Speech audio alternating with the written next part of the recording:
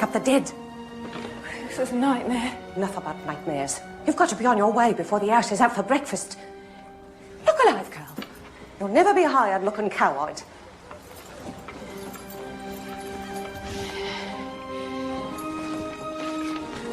I read this note. I told your mother I'd do what I could, and now I've done it. Keep your hat over your face. Your mug's been in the papers. You can't tell him the truth, or they'll send you packing. And God hates a liar, so just keep your mouth shut. You hear me? Keep your mouth shut. Well, hurry now. Go on.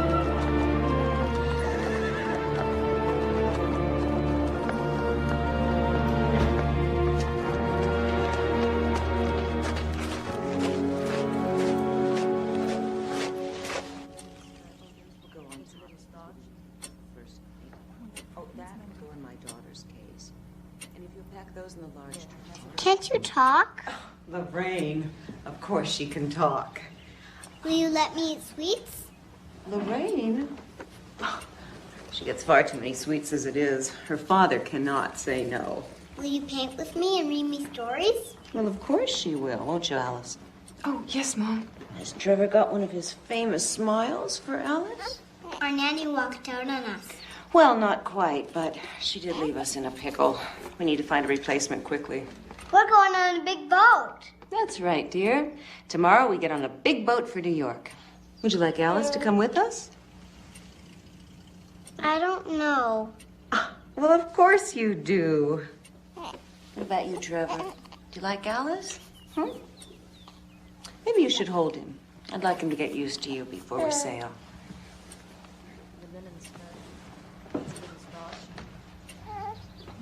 Needs mending.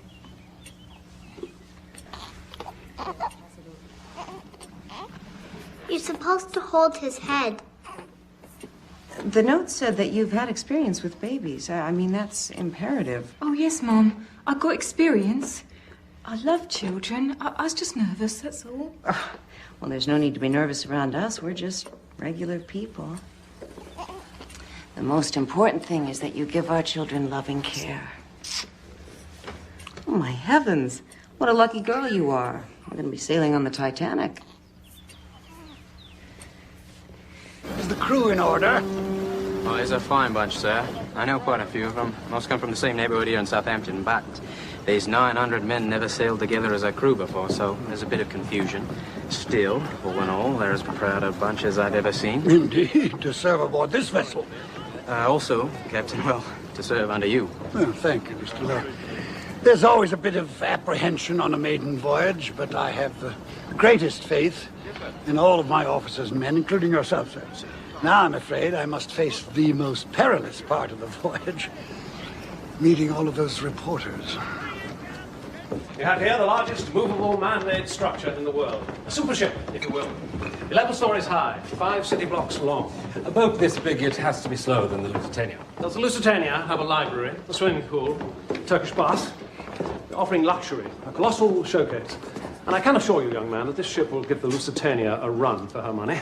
Is it your vision, Mr. Ismay, or the owner's? Well, in all fairness to J.P. Morgan, may I remind you that my father founded the White Star Line. And now I, as managing director, intend to bring it into the 20th century. Ah, here he is. Captain. Captain Smith, is it true you're retiring after this voyage? That's true. Will you be writing a book about your adventures? Well, it'll be a very short book, I'm afraid. I haven't had much adventure. What about wrecks, accidents? Well, there've been winter squalls and storms and fog, but I've never had any adventure worth writing about. Certainly not recording for posterity. I'm afraid that I enjoy uneventful sea voyages. Like the one you're embarking on, sir? Exactly.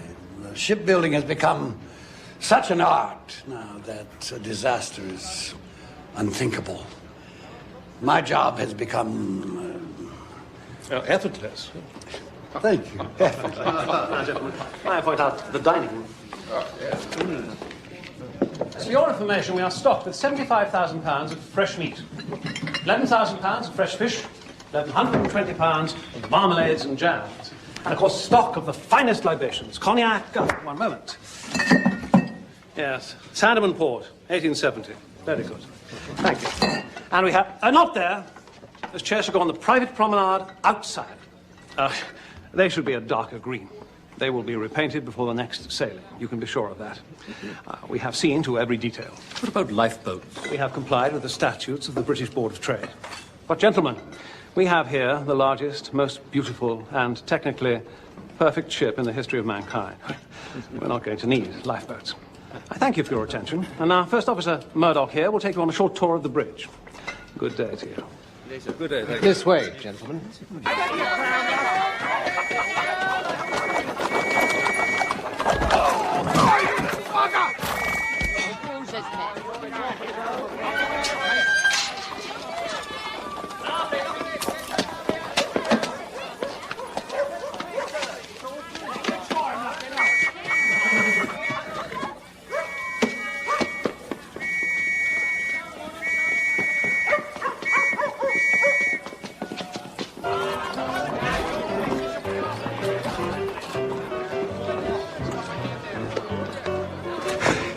Tot of rum here, mate.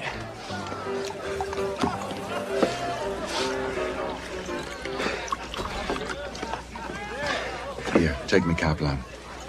Keep your head and your booze and your wits about you.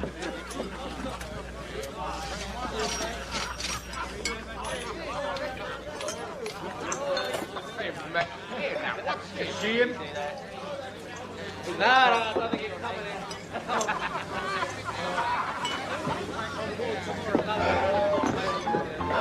You in trouble, lad?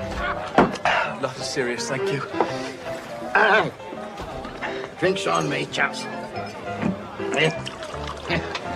I work for this. Worked and saved. Say farewell to bloomin' England. I'm set for Niagara Falls. That's in America. You see her out there?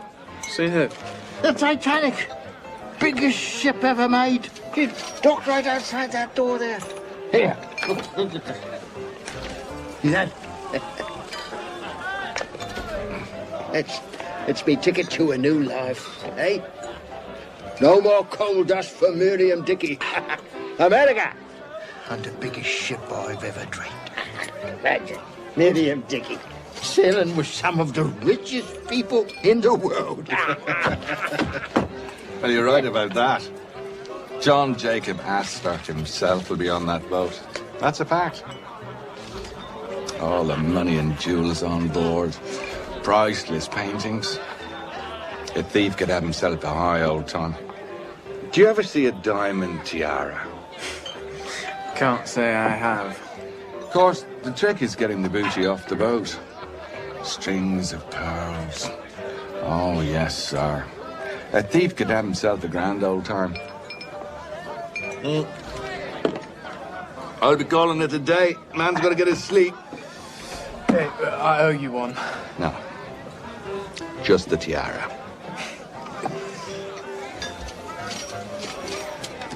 You be careful. Hi. Miriam Dickey on the same ship as John Jacob Astor. That's the joke of it, eh, lad? Here. To the Titanic. Titanic. Yeah.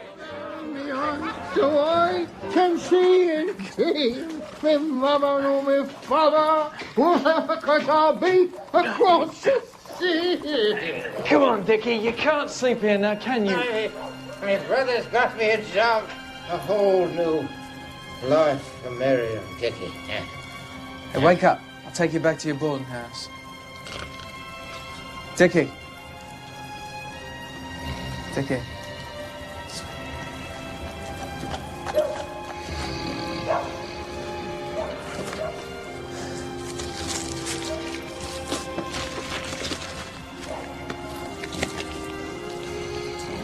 Titanic. And my thanks it is to you, Mr. Dickey. Maybe I'll say goodbye to bloomin' England myself.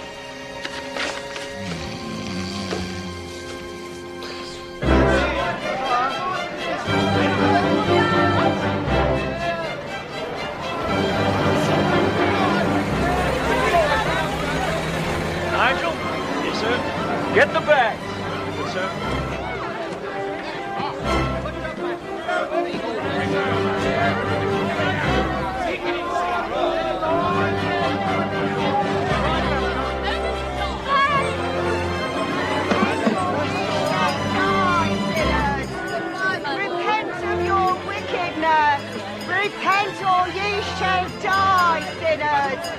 repent of your wickedness.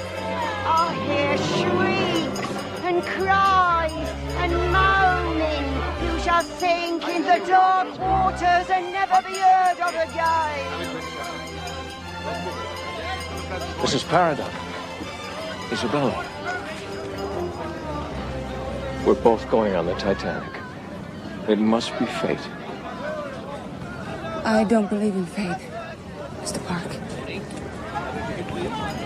Please excuse me. A death shall cover thee. Thou shalt sink deep in the ocean like a stone. Yes, miss. Ludvigsen? Ludvigsen.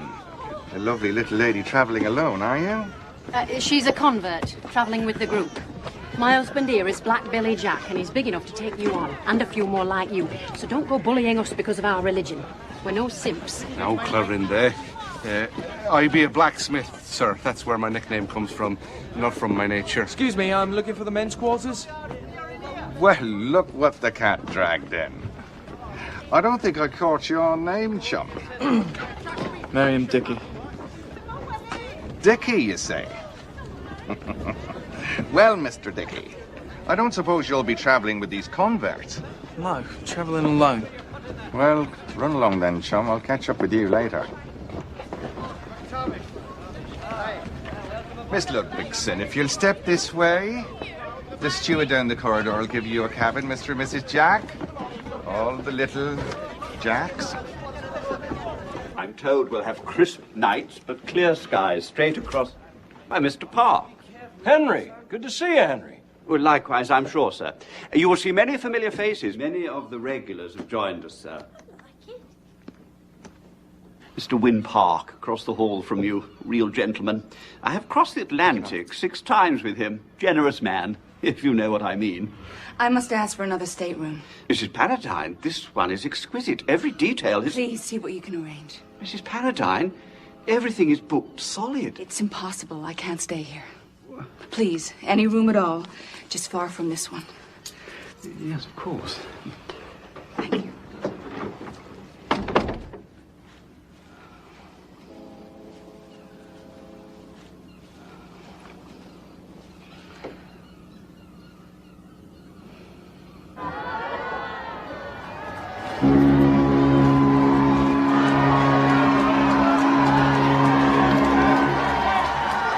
Mrs. Paradine?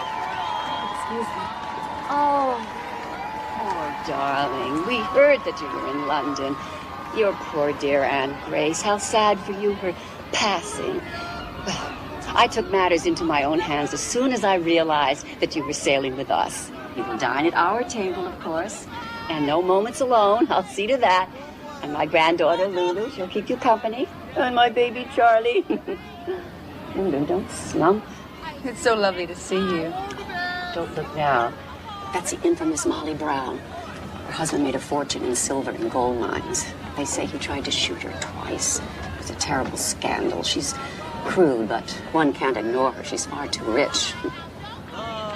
Oh, and the Strausses. They own Macy's department store. Jewish. Oh, and Benjamin Guggenheim. Most people are content to bring back souvenirs of the Eiffel Tower from Paris. He's bringing back his mistress.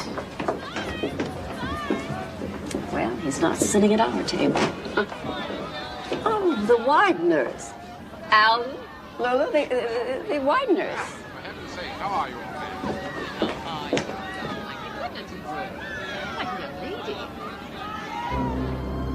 Tugs all fast.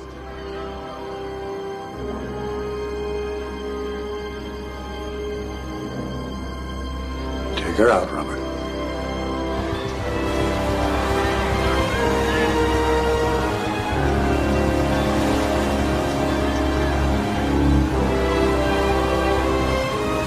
When do we get on the boat, Mommy? We're on the boat, darling. It's like a hotel to me. See? See there, little darling? Wave to all the people. Goodbye to England. Goodbye, England. Here! Up in Rome! Up in Rome! Here! Here! We lie, we can't do this to Miriam!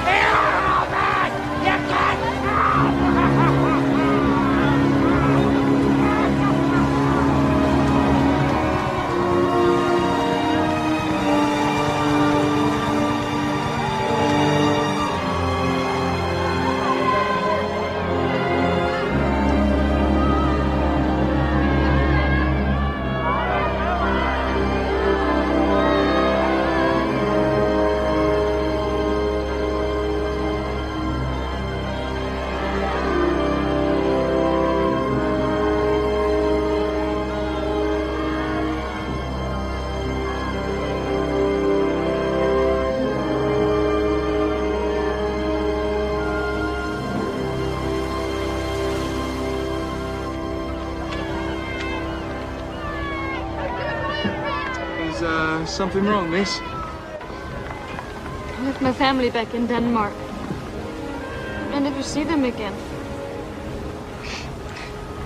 I brought my mother's nightcap from the clothesline. That's all I have of her. Yeah, more than I have of mine. I look for a better life. Yeah, me too. My heart is divided.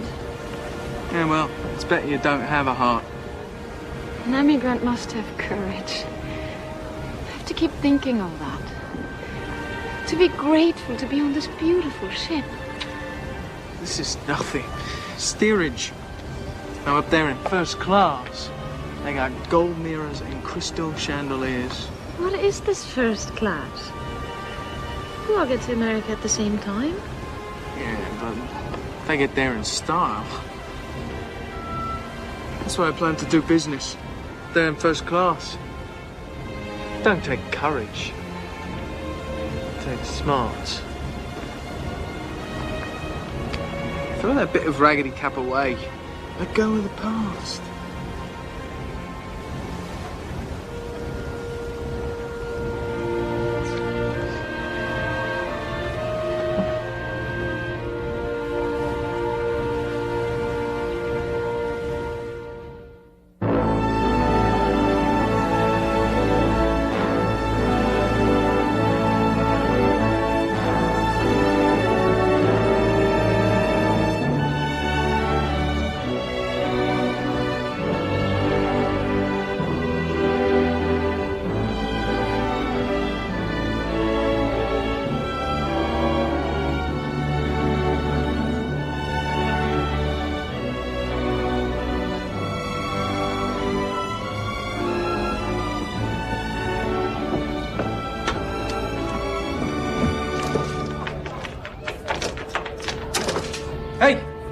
This gate is locked. Well, now, that is the idea, isn't it?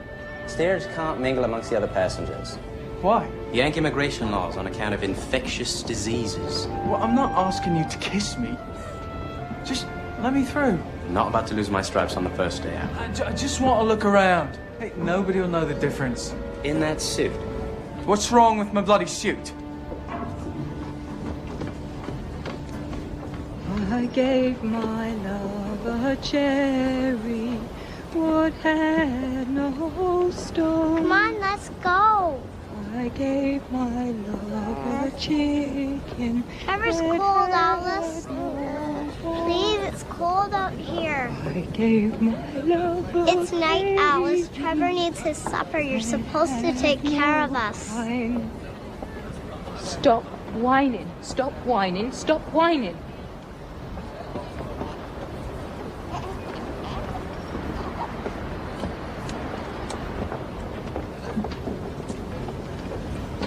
Come on, Alice. Excuse, please. These children. Did you see Mrs. Astor? Mrs. Astor? Mrs. John Jacob Astor. You don't know who John Jacob Astor is? The richest man in the world? I think I know you. Were you in Cairo last month with the Hendersons' baby? I've never been to Cairo. Mrs. Astor! You're pale. Catch cold. And in your condition. It's chilly out here. You can't be too careful. You're right, Miss Miller. I keep telling my wife that. Now promise me you will eat a good dinner. They say our body needs these things they've discovered called vitamins. She eats like a bird, you know. She's eating for two now and she's not getting her vitamins. Just a few more moments, John, please, before we have to walk into the dining room. Have to be calm and regal when they all start to gossip. Come, my dear. Mrs. Astor. Mrs. Astor. Mother Foley, the Astors. Oh. I should think they would be dining in their stateroom. I mean, the nerve. They must have boarded at Cherbourg. Mr. Astor is a frequent passenger on the White Star Line. Not with her. I know the real Mrs. Astor, the first Mrs. Astor. They say she's expecting. Well, she can have a litter of little Astors, but she will never be accepted in polite society. Ah, to hell with polite society. They got each other and the U.S. Mint. Excuse me. Captain Smith. How may I assist you, madam? It's about Lulu. Your daughter? Actually, my granddaughter. We are always mistaken. Captain, I was wondering, perhaps you might know of some nice gentleman on board who might be of some company to Lulu. Someone dignified, substantial. Someone like yourself, only... Only younger? No, not younger. Lulu is so incomplete. An older man would be helpful. No, I meant someone... Well-to-do. Wealthier. Exactly. The trip to Europe was disastrous. All the men are foreigners. Fortune hunters. Well, I promise you, I will keep my eyes open. Thank you, Captain.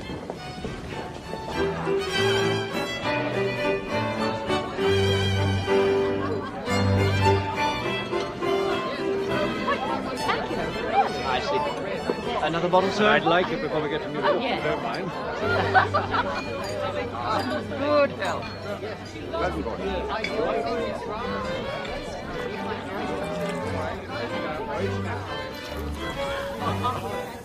This is my third crossing with the captain, and last time I even sat at his table. 25 years, is it? With the White Star Line.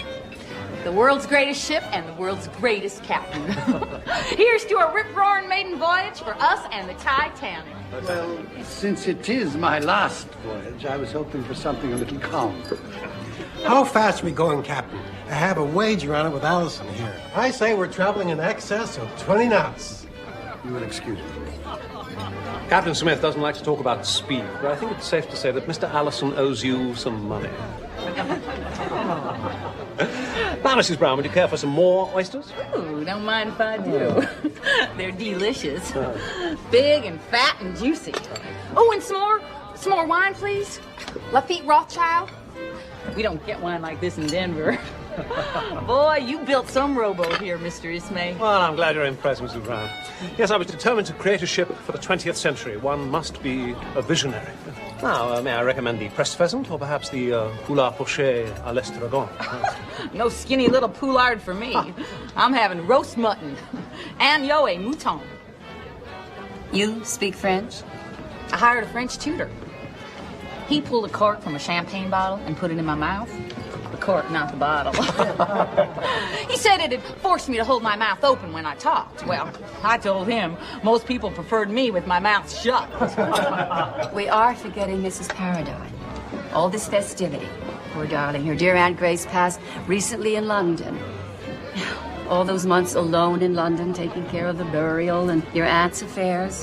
I suppose things were jumbled. We promised your husband that we'd watch over you on the voyage home. That's very kind of you. The Paradines have the most beautiful estate on the Hudson. And their little girl is a dream. Miss Foley, could I have the pleasure of a dance? Oh, well, Lulu would love to dance, Mr. Park. As long as it isn't that abominable turkey trot. One wonders what the world is coming to sometimes. Posture, Lulu. Such a charming man. And so very handsome. Our little Lulu could do worse. Our little Lulu couldn't do any better. He's shrewd, intelligent. And loaded. Yeah. A marriage made in heaven. You must long to dance to a young woman like you. It's so sad you're stuck in black for the whole crossing. It doesn't do much for your delicate complexion. I suppose your aunt's husband is grieving. The marriage only lasted a year, Mrs. Foley. I don't know where Mr. Santaliser is now. Why, she gave up everything for that scoundrel. Well, what can you expect? An Italian. He was after her inheritance. I said so. Poor woman. On the contrary, Mrs. Foley. My aunt had no regrets. In fact, just before she died, she told me it was a glorious year. No matter what the price, it was worth a lifetime.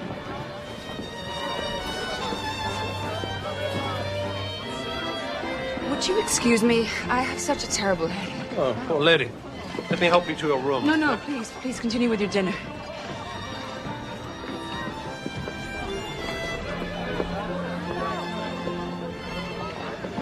Bella, wait. Go back to your dancing partner, Mr. Park. You're jealous. You're jealous. Now, you know how I feel. You can imagine what's been happening to me all these years. Hetty Paradine has everything your family's ever wanted for you. Money and a pedigree. He's a kind man, a gentleman, a good husband. Well, your marriage must have pleased your father and your mother. The parents are both dead now. The past is the past. Irretrievable. It's been with me every moment of every day. Do you think it's been the same for me? Oh, Bella. Oh, Bella. I'm married, Win. I never expected to see you again. You broke my heart.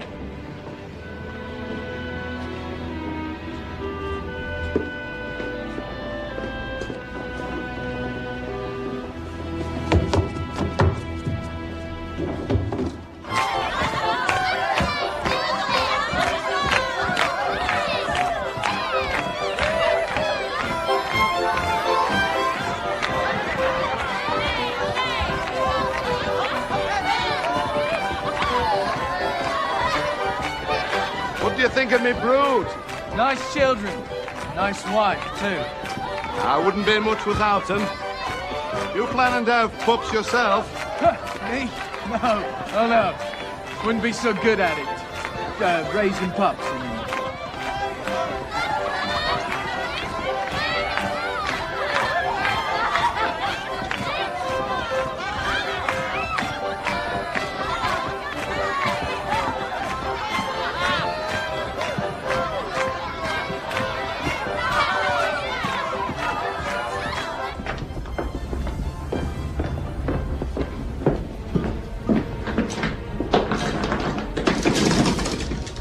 Damn! Crew only. There has to be another way up. Might as well be in prison.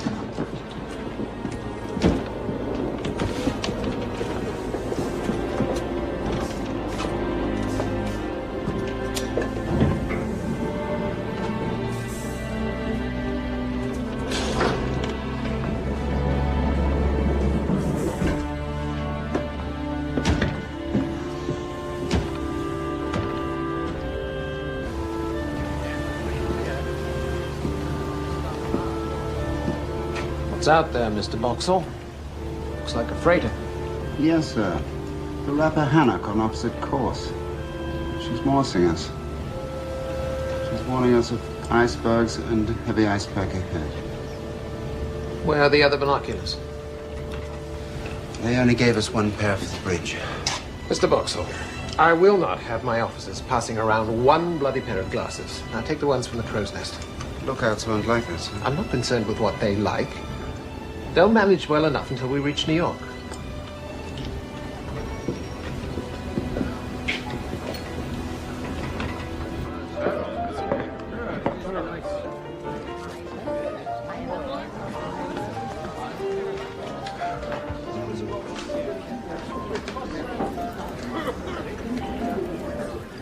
TJ, you sure you won't join us for another hand?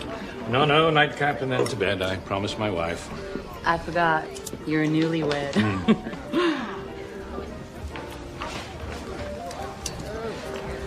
What's the matter? Never seen a woman smoke a cigar before? No. I mean, not a lady anyway, not like you. We'll get used to it. Woman's emancipation. We can smoke cigars. We can tell you men how to run the world. Hell, we'll probably have a woman president in the next 100 years. Unfortunately, I don't think I'll be around to see that. Yeah, well, I hope I won't. Go buy you another drink. Some brew on me. Whatever he's drinking. I come into a bit of money recently. I'll share me the fortune. Well, thank you, young man. You down in your cups? No, you might say that. I've remarried recently. Well, that'll do it. No, I'm happily married. I'm only worried about the reception my new wife received tonight in the dining room. She's very young. People can be cruel. Yeah, well, bunch of stiffs, full of themselves and all their money. Some tugboat, eh? Yes, it's a thing of beauty. Have you been to America before? No, looking forward to it. I might go into a bit of business. You ever hear this chap called Max Sennett? Got himself a moving picture company Calls it Keystone, up-and-coming sort of thing. Yeah. Let me give you a bit of advice. I always find investors for my project. It's better to use another fellow's money. Yeah, well, sir, I can drink to that. I believe in using the other fellow's money, too.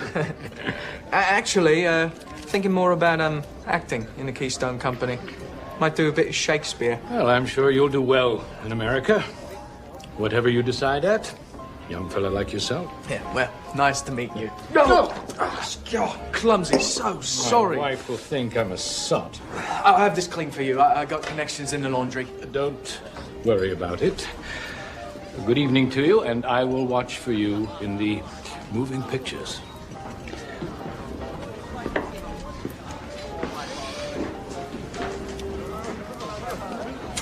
Another brandy, ma'am. And make it a double. Yes, sir.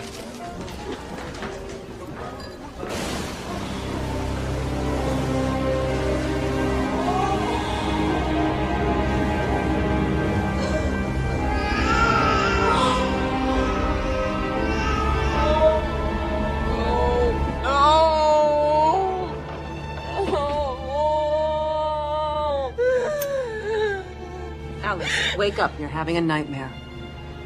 My baby. He was dead. You know what I did? It's only a dream, Alice. You don't have a baby, Alice. That's right, Lorraine. Now go back to sleep.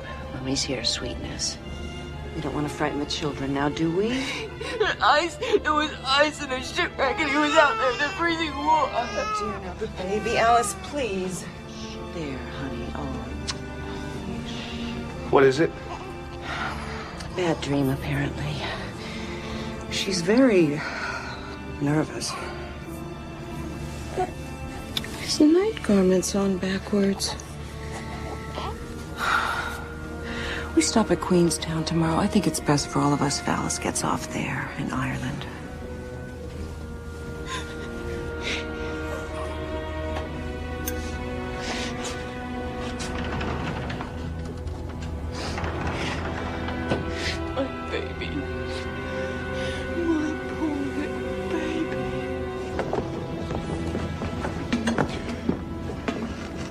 Are you lost, Mr. Dickey? Oh, you. Look, I know I'm not supposed to be up here, but an acquaintance of mine invited me up for a drink. Oh, son. Let me give you a piece of advice. Take it from your old dad. You're holding Mr. John Jacob Astor's billfold. I saw you left it in the bar. You didn't realize that now, did you, Mr. Dickey? John Jacob Astor? I don't know what you're talking about. I'm trying to be your friend here, son. Everybody needs a friend. I told you. You put the bite on the great man himself. I just want to keep you out of trouble, that's all. Nice young chap like you.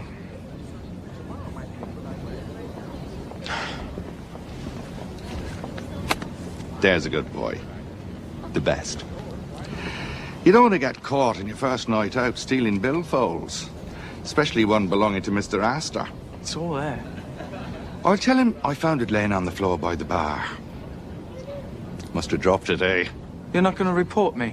Of course not. I helped you before, didn't I?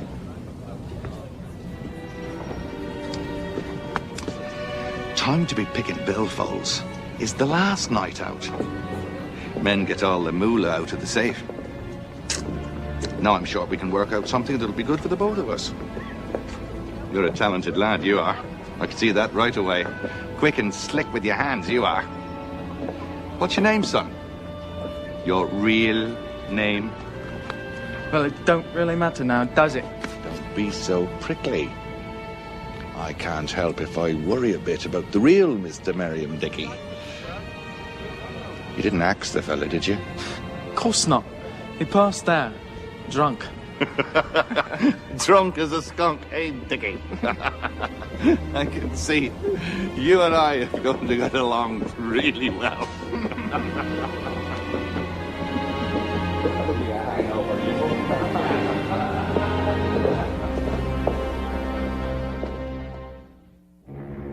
All passengers disembarking in Ireland must proceed to the boat deck. We have landed in Queenstown.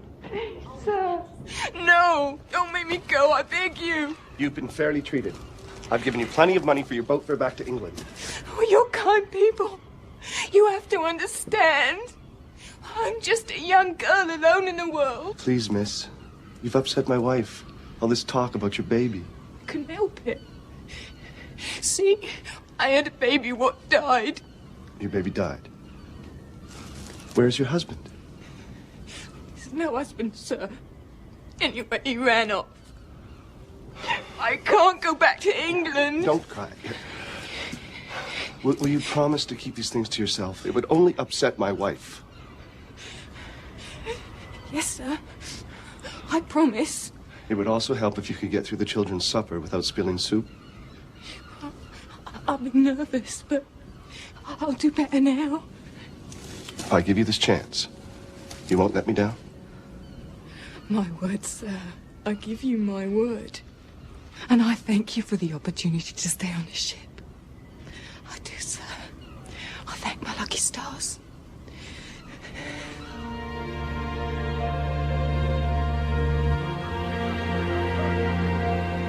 Hello and goodbye to Ireland. Yeah, Rodal. So green and beautiful. Makes me wonder if I should just stop here. Close to home. Is that what you're thinking? No. I try not to think of them. My mother, my little brother and sisters.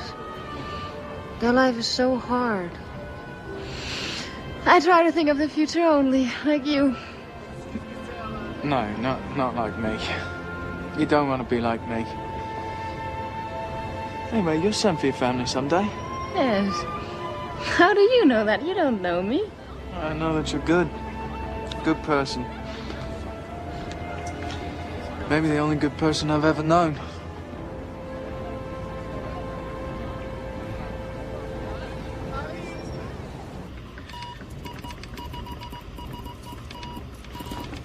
So, which is which then, eh?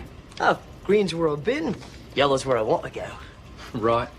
You know, Phillips, you're probably the only bloke who took the ad seriously. Join the Marconi company, see the world. Yeah, well, here we are. Yeah, like hell, see the world. How are we supposed to see the world, Phillips? Stuck in this bloody broom closet. Wynn Park, I'm expecting a Marconi-gram. Oh, yes, sir, Mr. Park. There's so many messages coming and going. Oh, there we are. There you are, sir. I'll be expecting several others. I'd like them delivered immediately. Right, sir. Smooth sailing all the way. I hope so.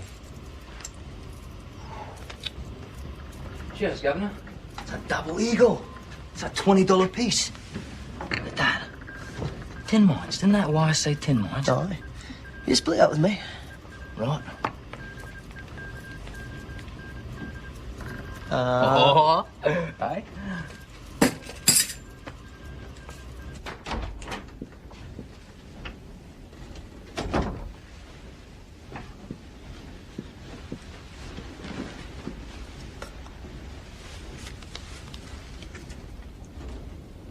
Please forgive me, I was a bore.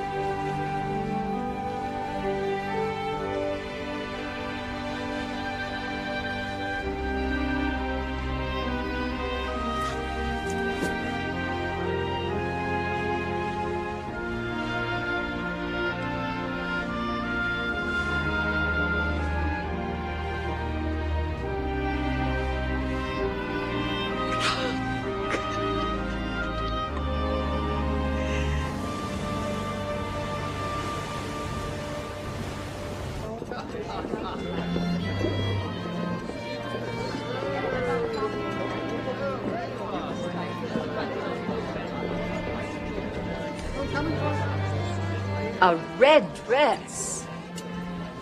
Do you see that? A red dress. It can't be. She's in mourning. She appears to have recovered. Tom Duchess.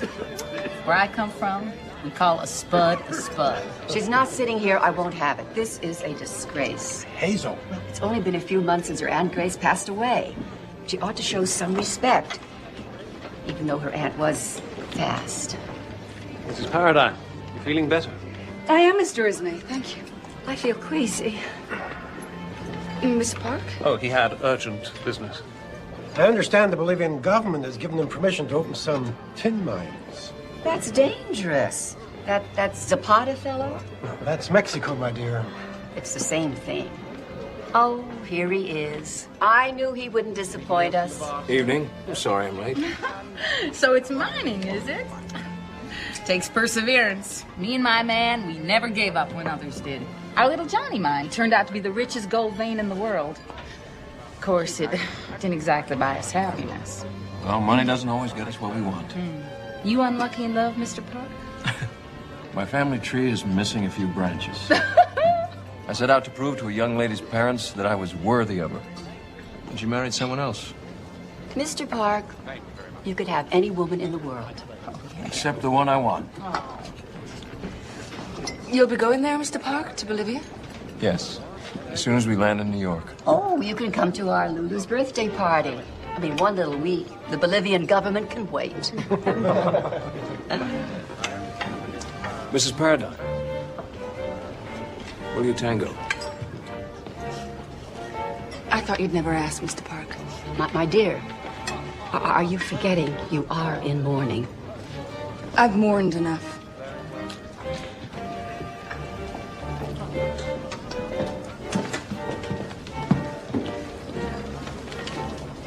Oh, my. I feel absolutely faint. Dancing the tango?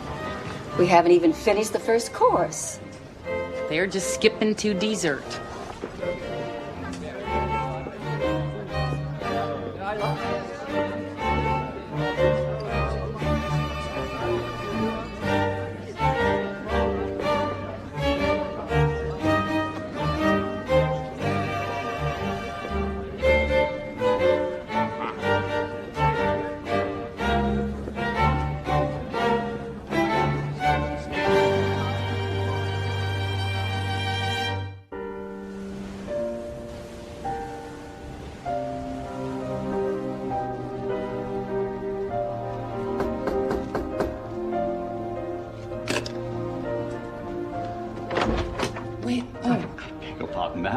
Excuse me, I thought, Mr. Park. Oh, I believe you went up for an early breakfast.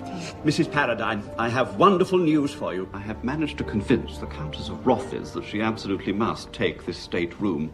Her servants have packed all her things, so here I am, ready to move you. Move me?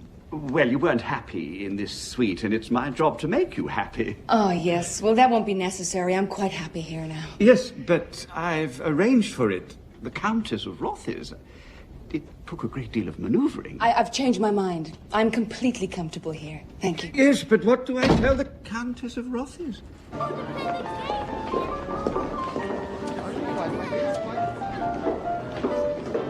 Very nice.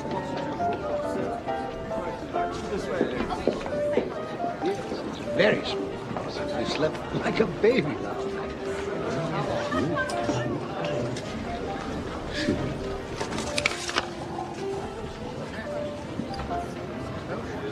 Bad news, Captain? No, Mr. Strauss, just routine. You and Mrs. Strauss enjoy your breakfast. Mr. Ismay. Yes, what is it? A message from the ship Baltic regarding ice conditions. I'm told that you've been discussing operation of the ship with my crew. Yes, with regard to our speed. Certainly within my prerogative as chairman. Things are running smoothly. The machinery is bearing the test. The boilers are running well. The ship is steady. And with power to spare, we can beat the Olympics record and be in New York on Tuesday. I see absolutely no purpose in arriving a day early. Yes, and I see no purpose in meandering. Keep you to a schedule devised for inferior vessels. But there are basic safety procedures nonetheless. I want the ship to perform to its full potential. In future, if there's any discussion about the operation of the ship, it must be cleared with me first. This may be my last crossing, but I'm still the captain. I don't exercise, you see something around When? Good morning. Good morning. You couldn't sleep? No. Me neither. I was up thinking about you, and life, and your daughter, Claire. She's such a tomboy. Hates fancy clothes. She's very bright, curious. She loves dogs. She loves horses. She rides for hours with her father. What are we going to do? All those years I've wondered about you, where you were and what you were doing. And now you're here. With you? For 4 days?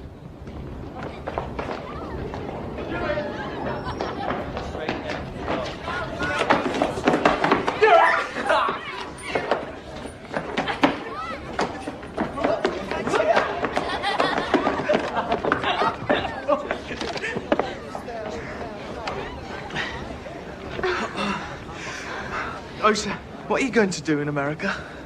I'm going to Minnesota with the other convert to build a new life.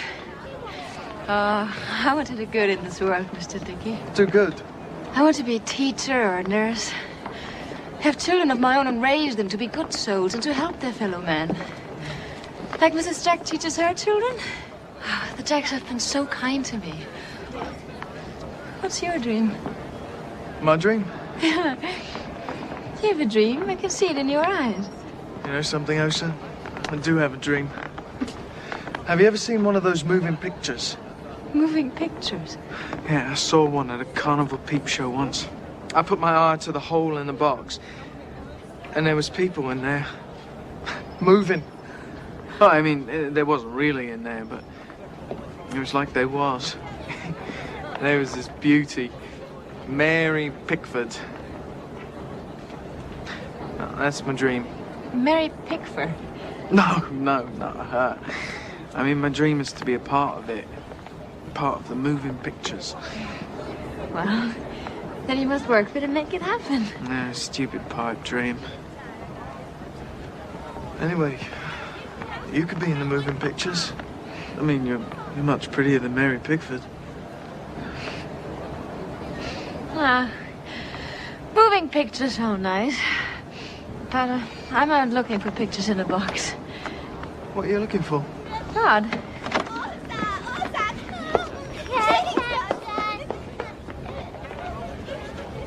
They say we're at the dawn of a new age.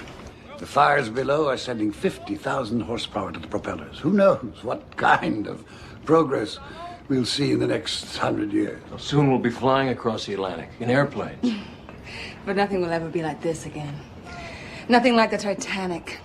A boat this big, powerful, and so beautiful. There's a rumor we'll be landing a day early. Only rumors. Captain Smith, could we bribe you to take your time? To meander, of course, a little. I know what you mean. I suppose I will miss all of this. There's magic to it. I enjoy it most right here behind the wheel. It's almost sacred. May I steer it? Evan, what's that? Moving next section west, please.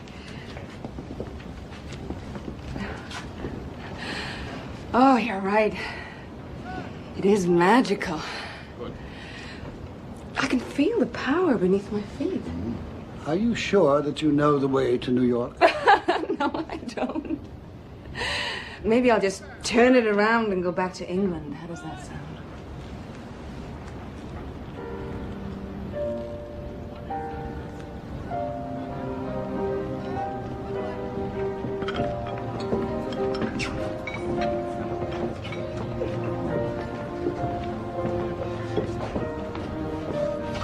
It's not fair. She's a married lady. What do you expect? A man loses his head when a woman throws herself at him. But he danced with me. Well, it wouldn't have hurt for you to throw yourself a little, Lulu. Get your shoulders back. You're going to get a hump.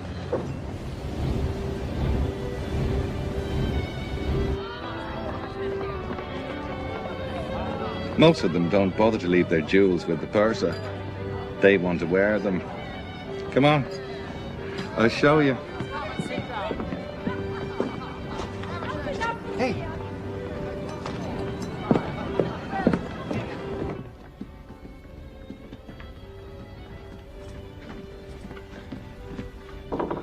Room service. Wrong room. Yeah.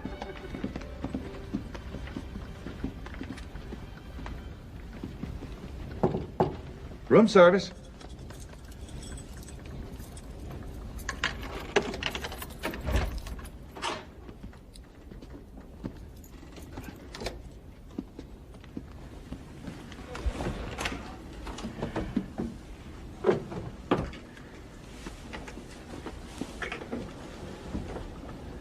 What did I tell you?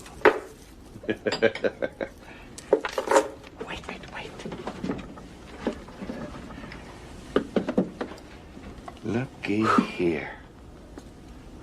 What do you say? A diamond tiara. Go ahead. Try it on for size.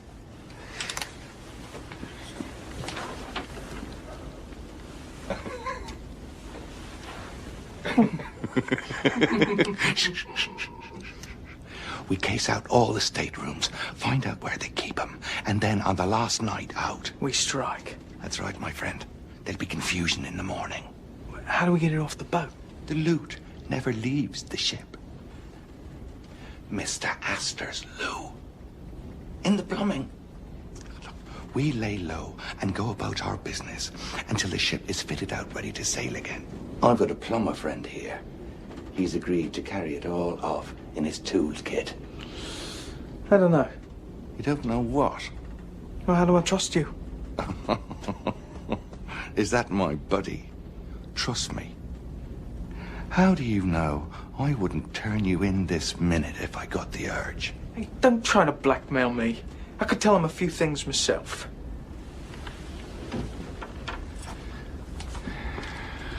I've worked for the White Star Line for 12 years.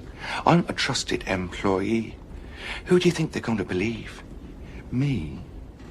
Or Mr. Dickey, who isn't Mr. Dickey at all? Come on, boy. You better get out of here. The tiara.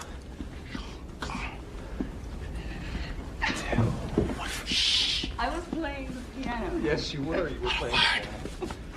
I was watching you from the hallway, waiting for your father. Wrong door. Yes, wrong door. It's the next one. I've never been in such a grand house before. And there you were. You were playing the piano. Chopin. I didn't know what it was. I only knew it was the most beautiful music. And the sun was coming through the windows and everything was golden. The sun, you. The dress. Dressing gown.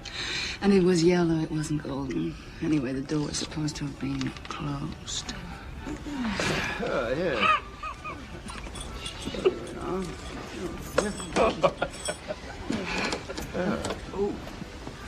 Lady lost her key. It was see-through. Your dressing gown. Yes, it was. When you stood up, I could see you through it. I thought I was going to die. We found your room. Mm-hmm.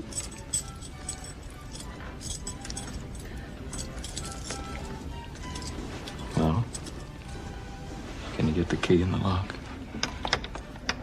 Can you? I'm trying. Can you get the key in the lock? Can you?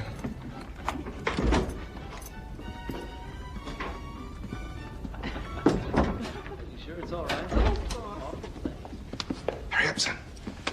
It's not good to be seen up here together. Mr. Dickey, we're gonna make a killing.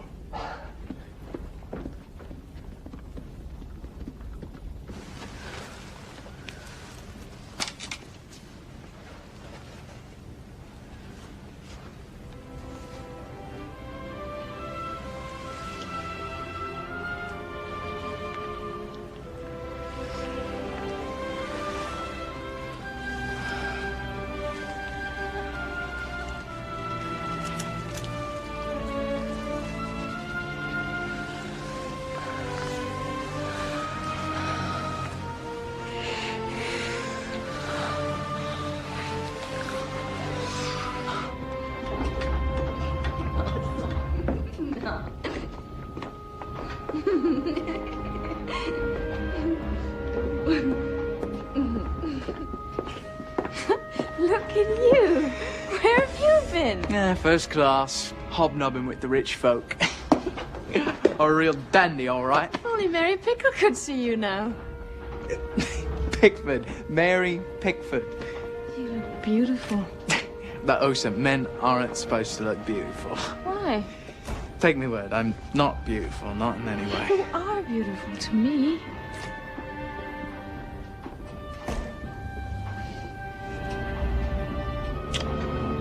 I don't know. Maybe something has rubbed off of you and onto me.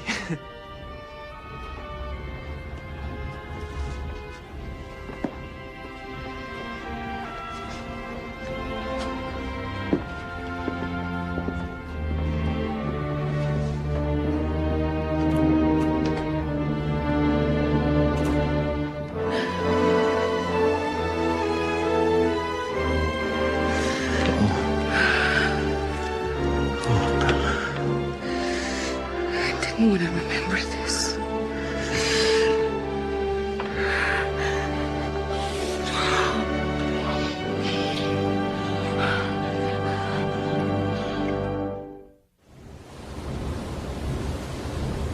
She's a thoroughbred, Mr. Lightoller.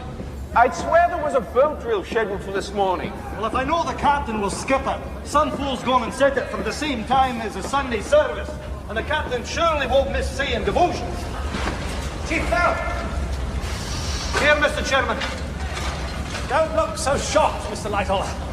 I frequently check in the boiler rooms. Tell me, how many boilers are currently lit? 24 of the 29 are in service. That's 80%, is it? 84. And the propellers are at 75 revolutions per minute. And our speed? 21.5 knots, sir. Have the men light 2 additional boilers? I've no orders from the captain. You have my orders, Chief. I want us at 22.5 knots by noon. Carry on.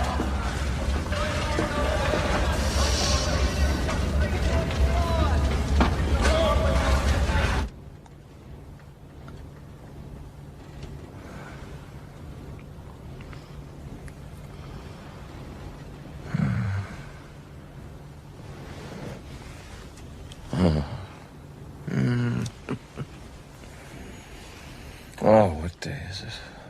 Sunday.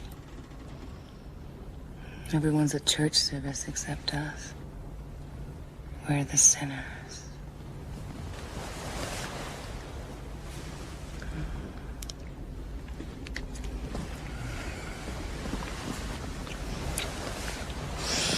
You knew I was sailing on the Titanic, didn't you?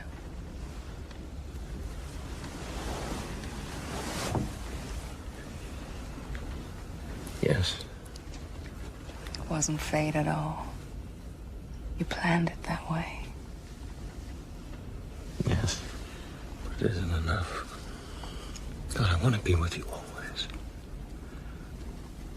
Come to Bolivia. I know I have no right to ask, but come. When? Come with me. I don't know. I just don't know. Does it have to end?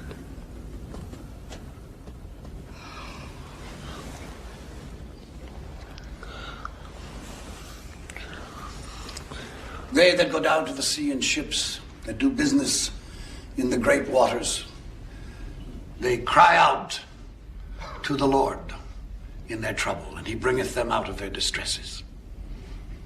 In Psalms 107, verse 29, he maketh the storm a calm, so that the waves thereof are still. So he bringeth them unto their desired haven. Oh, that men would praise the Lord for his goodness. Amen. Amen.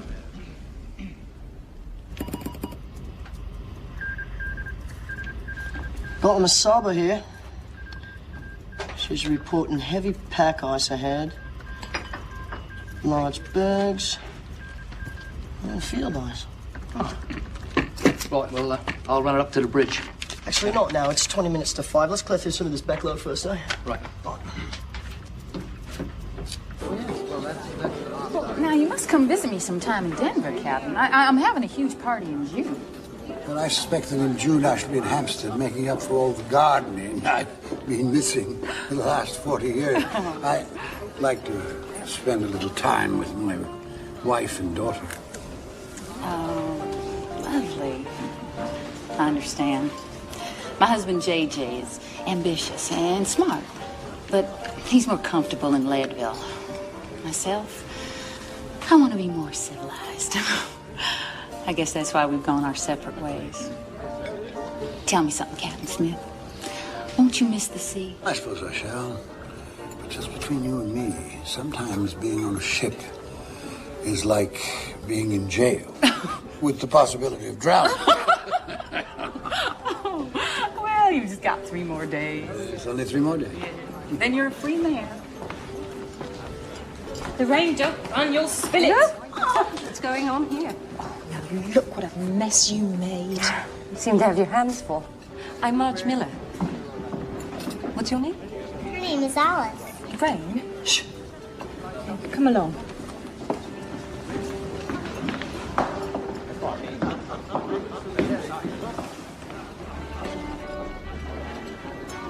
Mrs. Paradigm. Hello. You look happy. I am. I think I am. Mrs. Astor? Oh, please call me Madeline. Madeline, may I talk to you? I feel like I'm going to burst. Of course. Shall we?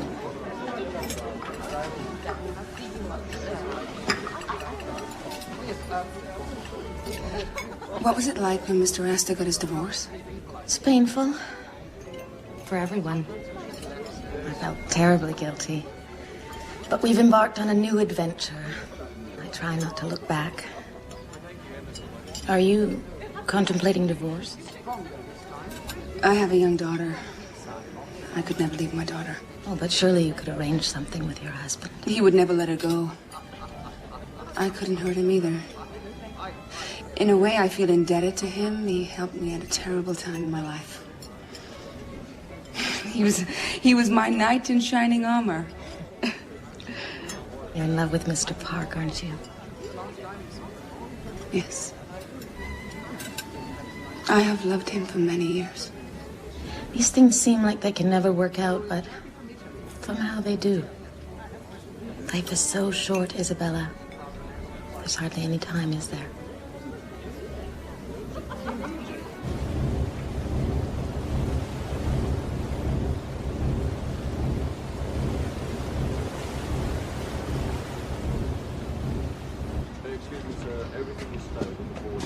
Anything important?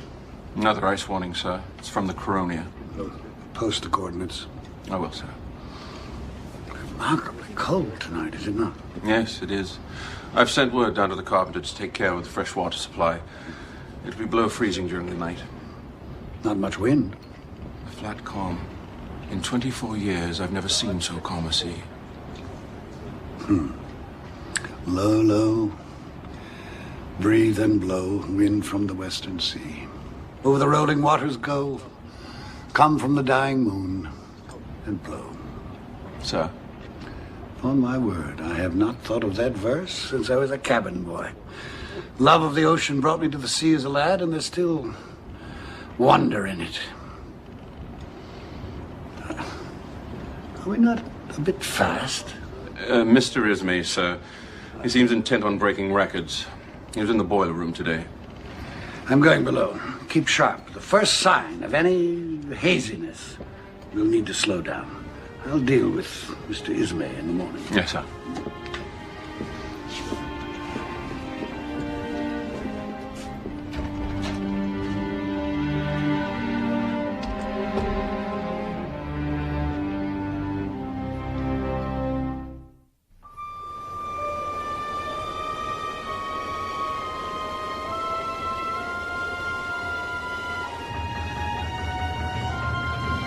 Captain Lord.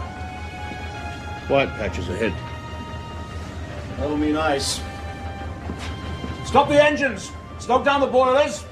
We're all in position for the night.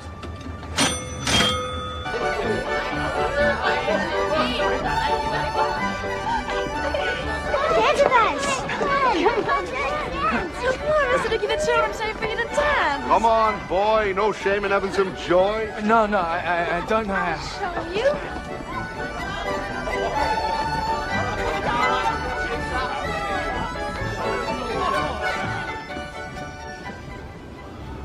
Right now, upstairs, the wine is flowing, the jewels are sparkling.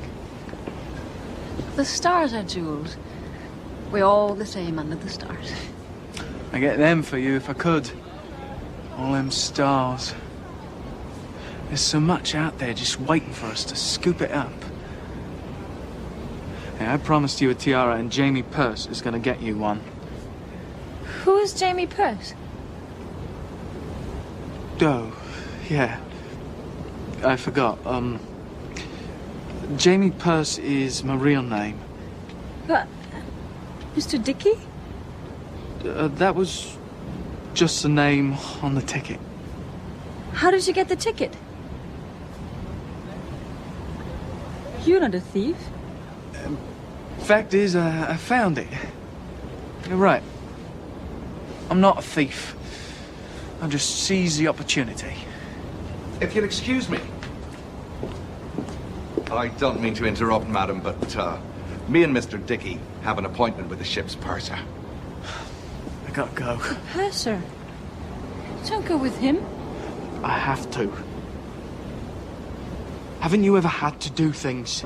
Been forced to do things? I try to stay true to myself, if that is what you mean. You're so bloody good. Always on the straight and narrow. Well, that's not the way the world works. Look, maybe I'm not so great, but I can change. I wouldn't mind a piece of her myself. You want to get smashed in the face? You do. And you'll end up in the ship's brig, you silly bugger. Now, I'm having a jar with the purser in his office. Perfect time for you to lift the key out of his pocket. Magic hands like yours. No problem. Understand? All right. You just stay away from her. You hear me? She's too good for the likes of you.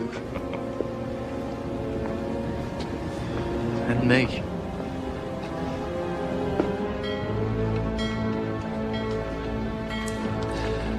Four bells. 10 o'clock. Ocean's as smooth as a mill pond. Water's like oil. I was saying the same to the captain. He left word to be called if conditions become doubtful. Good night, Mr. Murdoch. Yes, right. Good night, Mr. Lighton.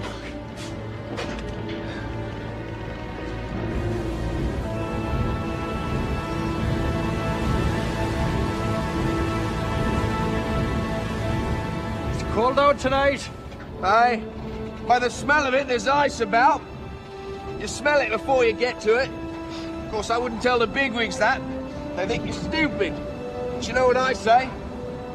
We're the eyes of this here ship. But don't expect no respect. What I expect are some proper glasses. I've got good eyesight, but I can't see in the dark. Well, I asked again just tonight. They were like to have bit me head off. I'm through with the bloomin' sea. After this one, I'll go back home, make an honest woman of me, Linda.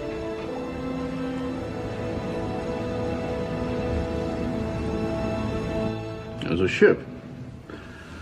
Off the southeast.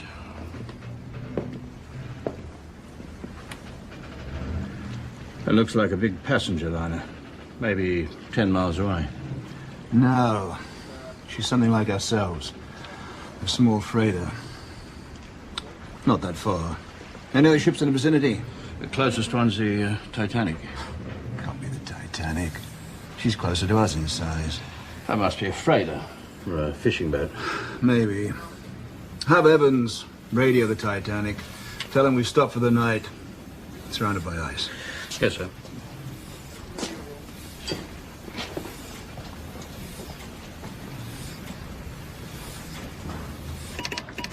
Phillips? We'll never get through all these. Yes, Mom.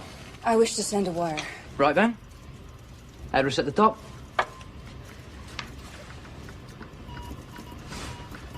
My husband is at our home on the Hudson. This has to go out immediately. Do you understand? Yes, ma'am. The thing of it is... We're both down here right now. The wireless broke down last night and wasn't back in commission until 5 this morning. We've got quite a backlog, ma'am. Please, this has to go out immediately. You have to send it right away before Mum. I lose my strength. Before I change my mind.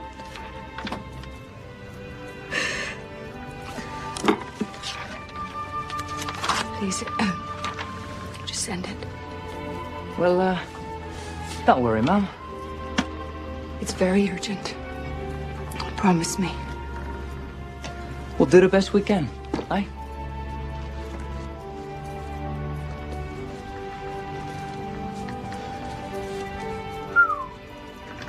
Some bloody bloke's gonna get the shock of his life.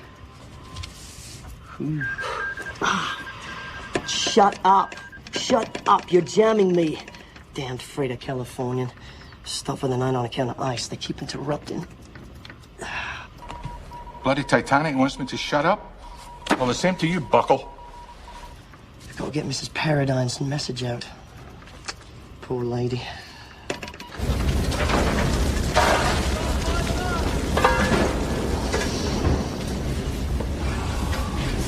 Cool your flag, Chief. Aye, thanks, Jack. It's me prize. Tobacco from the East Indies. Keeps it next to me art. It's me treasure. Oh, that hurt. Are there really angels, Mama? Of course there are angels. Watching over you and your sister and your brothers. Over all of us. And over this ship to make sure we're safe. Oh, you're a mass of snarls, Miss Ophelia Jack. Need one of them angels down here to brush it out. It doesn't look right. Young girl like you alone in the world talking to that hooligan. We are all God's children. You said so yourself. A chap like that cause you nothing but pain. There. Here we are. You're almost an angel yourself. We're off to bed now, Osa. Sweet dreams, Osa. Sweet dreams. You say your prayers, Osa. God will keep you from harm. And all the angels too, Mama. And all the angels too.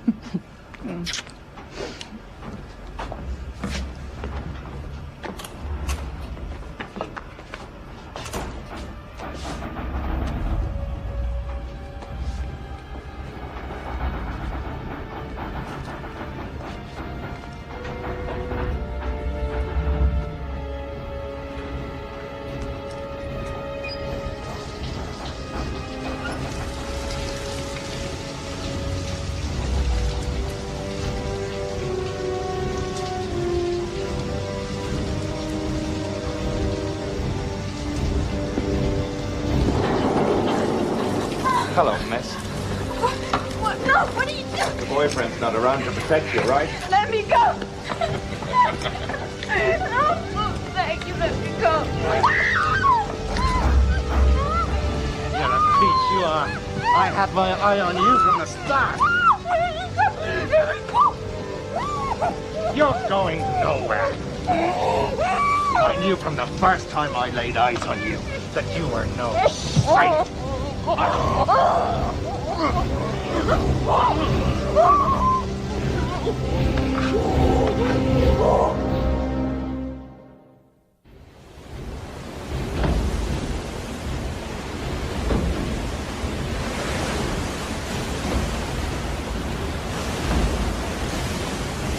$22.5 knots. What are we doing? It's not a race. We have our orders, Mr. Boxall. Hope Mr. Astor won't be playing cards too late.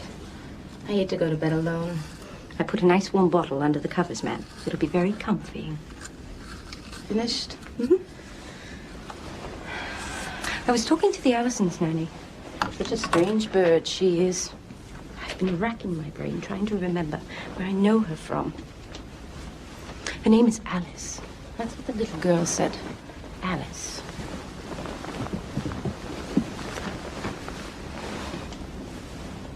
Oh, Mrs. Astor, I must go get your husband. It just came to me. Alice Cleaver, that's who she is. What are you talking about? Nothing that concerns you. Who is Alice Cleaver? Not in your condition. I'll speak with Mr. Astor. He'll know what's to be done.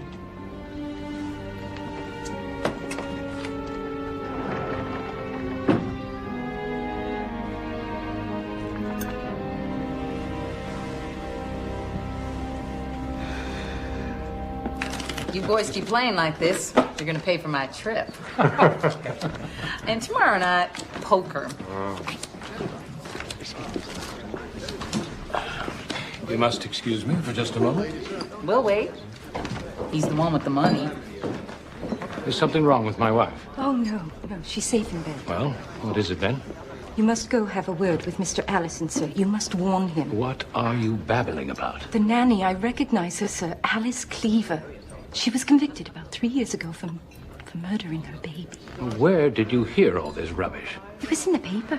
They let her out of prison, said she was deranged at the time on account of the baby's father deserting her. They granted her leniency, which is no excuse if you ask me. Her little child... It's after 11. I can't go wake them up now. But she's in charge of the Allison children, sir, and she's a murderer. Perhaps you're mistaken.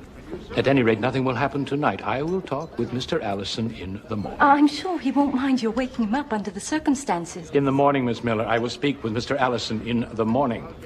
She threw him from a train. The baby boy. The touch of haze on the horizon. There's ice ahead.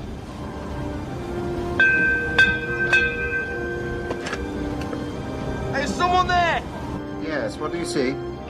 Ice! Dead ahead! A berg less than a mile away! Thank you. Iceberg right ahead.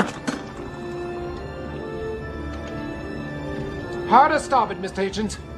Hard to starboard. Helm is hard over, sir. Full speed astern.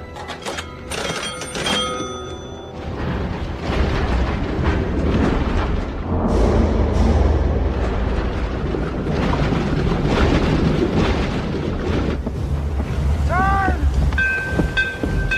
Iceberg ahead! Come on. Come on. Turn. Oh, turn.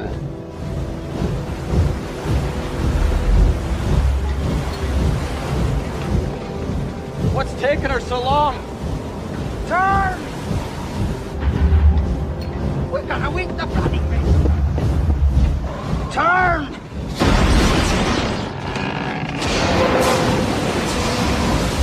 We did it, man! Oh no! We're dead!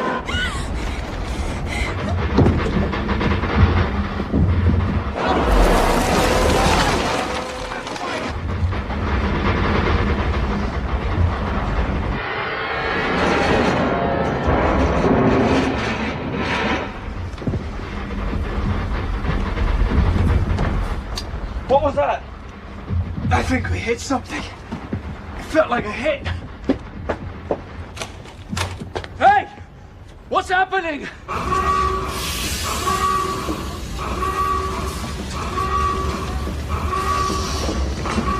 Stop the arms now! Move! Quickly! Alice, we can't allow water into the boiler!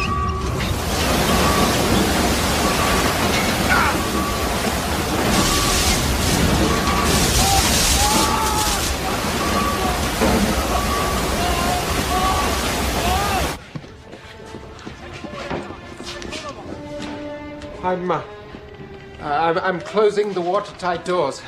Note the time and enter it into the log.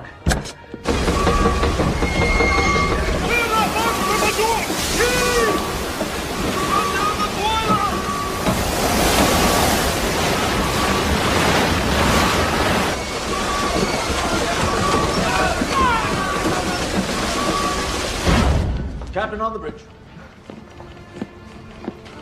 We've struck something, Mr. Murdoch. An iceberg, sir. I hard starboarded and ran the engines full astern, but it was too close. I'm afraid she's hit it. Dearest God. I closed the watertight doors, rung the warning bell. Sir, do you hear me? Impossible. This cannot have happened.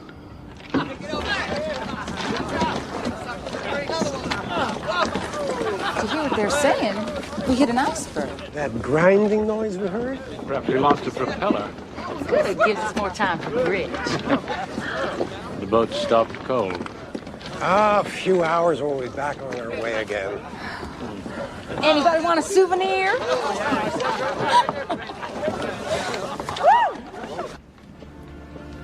Isabella. Did you see it? The iceberg? I've done a terrible thing. What? I've sent Eddie a wireless. Yes. I can't give you up. I won't.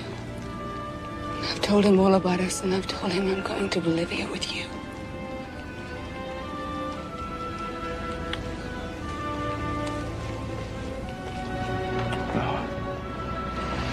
Oh, Bella.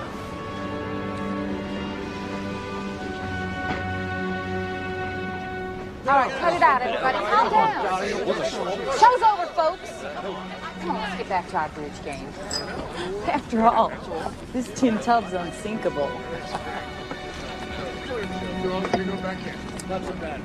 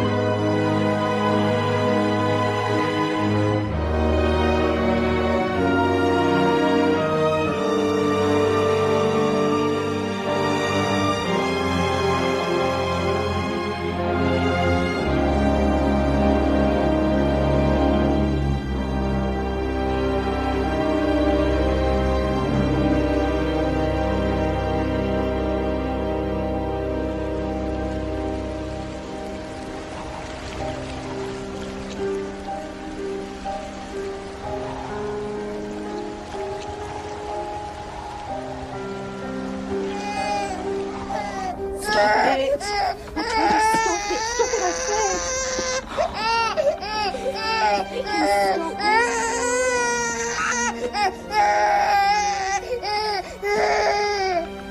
What happened, Alice? What happened? We're all gonna die. Bring those pump lines in here now! For the movement! Quickly!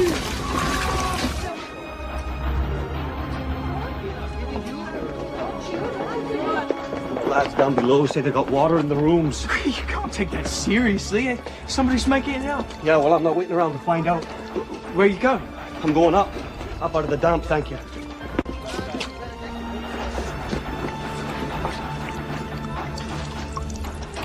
My God. Water.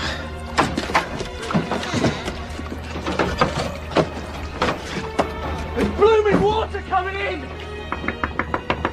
Miss Allison, sir, there's something wrong. Another nightmare. She's having another nightmare. Oh, that girl. I tell you, Hudson. Mr. Allison. I'm coming.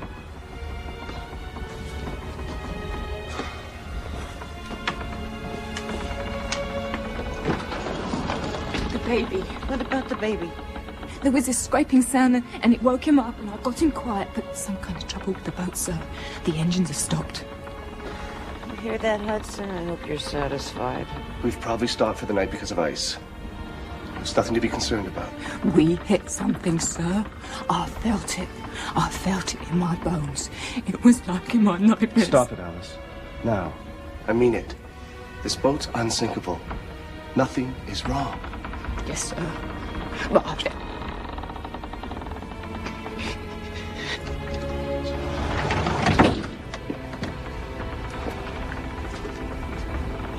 Too soft-hearted with that girl.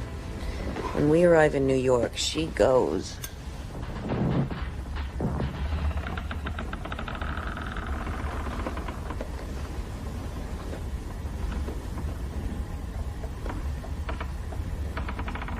Ship is going down. People screaming. Bodies floating in the water. Chairs. Tables.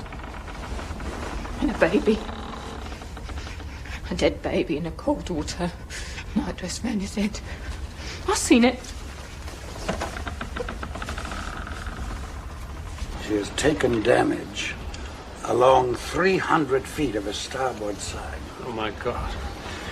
You have broken one of the cardinal rules of safety. Never turn your broadside to danger. Had we struck the berg head-on, only one compartment would have been flooded. I thought I could avoid hitting the berg altogether, sir. Not only did you stop your engines, you reversed them. She would have turned much more quickly, the greater her forward motion. Yes, but the watertight doors were closed immediately after impact. The compartments behind them were sealed. These watertight bulkheads go up only to E-deck. The weight of the water in the bow will pull her down by the head. This ship can't sink. The ship is about 2 hours. The lifeboats. We have lifeboats. We must launch them at once. Get everyone off the ship. That won't be entirely possible. Of course it's possible. Must begin immediately. You may recall that we have precisely the number of lifeboats required by the British Board of Trade. Seats for 1,200 people. There's over 2,000 people aboard this ship. 2,230 souls. I cannot allow this. Mr. Ismay, it was under your directive that we were traveling through an ice field at the arrogant speed of 21 knots. I'm the master of this vessel, and I have been too complacent. Captain Smith, general distress over the wireless should be sent immediately. Mr. Murdoch. Sir. See that the passengers are roused. Mr. Lightoller, organize the crew to uncover the boats. It would be best, sir, if we didn't give any indication to the crew or the passengers as to the seriousness of the situation. Yes, quite so. We don't want to start a panic. Yes. Right so.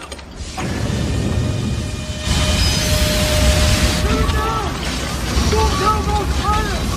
Get the damn now, let's go! The captain Captain requests all passengers to report to the main deck at once. Now, there's no cause for alarm. Dress warmly, and please bring your life jackets. Please report to the main deck at once. Mr. Allison, sorry to disturb you, sir. What's going on? It's impossible to get a night's sleep. What is it? Captain requests all passengers to report to the main deck. Dress warmly. What is it? What did he say, Hudson? Just stay here. I'll go up on deck and find out what's going on. No, don't leave us here alone. Get a hold of yourself, Bess. I'll come right back. But he said to get dressed. I don't know what to do. I don't want to wake up the babies in the middle of the night. Perhaps you should get dressed? Oh, Hudson, then it's true. Alice was right. Calm down. Just get dressed. To be on the safe side. I don't know what to put on. What should I wear? I had on my black tweed this afternoon. Warm. Just dress warm. Alice, help me. What is that? You're releasing the excess pressure from the boilers. Please bring your life jackets. They're not actually going to put us in lifeboats, are they? No. But put on your life preservers just as precautionary measure. They're on top of your armoires. Dress as warm as you can, darling. Why? If there's really no danger. Just do as they ask. Put on a few layers and a warm coat. I'll meet you upstairs in 10 minutes. Henry, what's the truth? I don't know any more than you do, sir. I'm just doing what they tell me.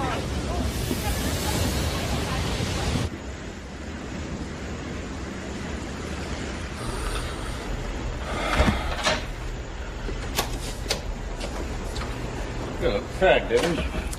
18-hour shift, lad. What do you got tonight? Oh, just the Titanic. Sending up a batch of messages to keep pace. Could be interesting. Do you mind if I listen for a while? How about it? How's your Morse coming? I'm picking out the odd letters. Even get the gist of it sometimes. Well, we'll see you in the AM.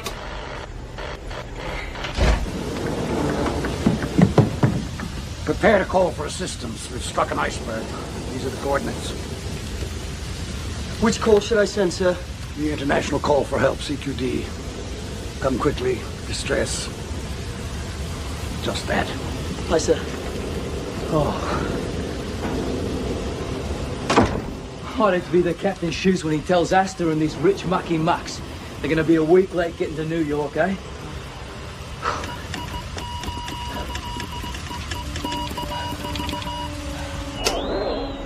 Power run out. Oh, I'm too tired to wind it up tonight. I'll do it in the morning when I get more strength. Good night, Meg.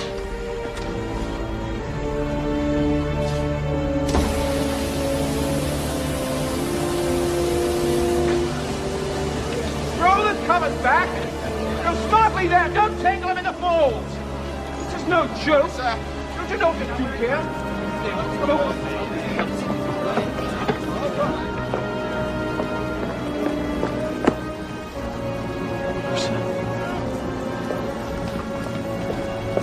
Is that you, Osa? Come on. Follow me. We've got to get up to the boat deck. Hey, what's the matter with you? Come on. Bloody hell. Don't ask me questions. Ask nothing. Don't touch me. Look, Osa, I'm trying to help you. Calm down. I need man. Hey, I'm not just any man. You know. Hey, look, I don't know what's happened, but you have to listen to me. You've got to come up with me to A-Deck where it's safe. My girl? There's Elsa! Look at this! I knew no good would come out of you. What have you done to her? I found her. I would never hurt her. Take the children down to the common room and find your father. She's been beaten. Lord knows what else. The crew come down here helping themselves, touching the girls and saying bad words. They think we're weak because we're people of God. Maybe they never heard of God's vengeance. But report this to the captain, I will. The captain don't quite have the time right now to be hearing complaints. Now's the moment, lad. It couldn't be better. I can't come now. She's hurt. Something's happened. I can't get it out of her. Let our people take care of her. We have work to do, you and I. Are you, coming then, Mr. Dickey?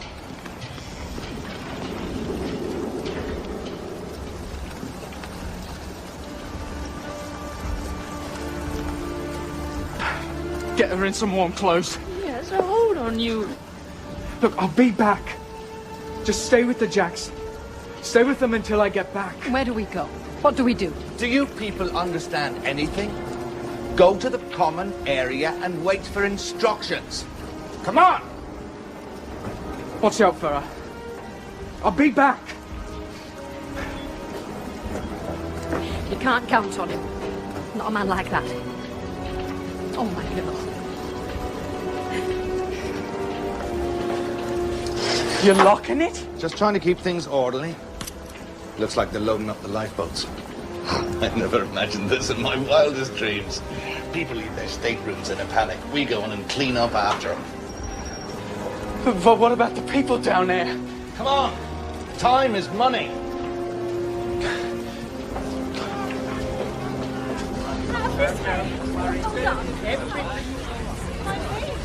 Captain Smith, I have a word with you, sir.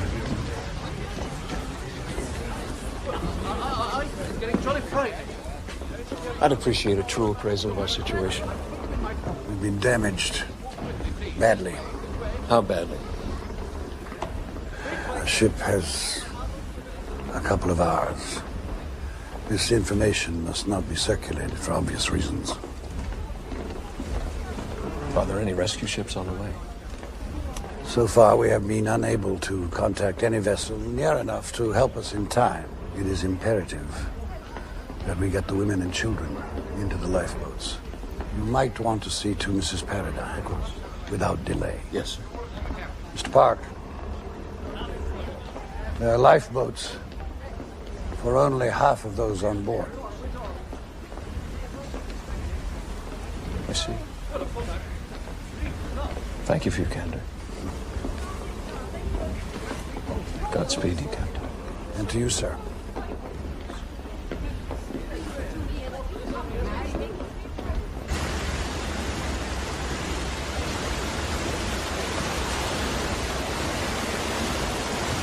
We'll see you later.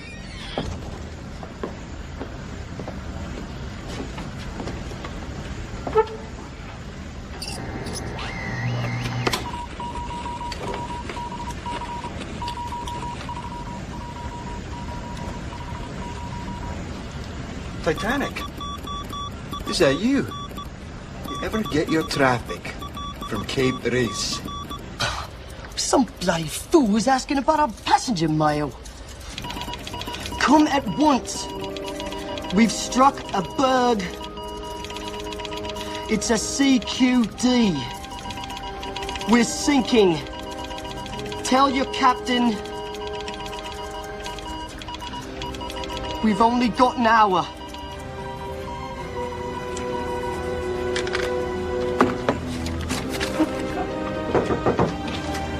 What in the name of heaven? It's the Titanic, sir. She struck an iceberg. She'll sink within an hour. Dean, turn the ship around immediately. North-northwest. Aye, Captain. Are you certain of this message? Absolutely, sir. Folks won't survive 20 minutes in this freezing water. Send word to Captain Smith we're coming fast as we can. Even at full steam, it'll take 4 hours to reach her.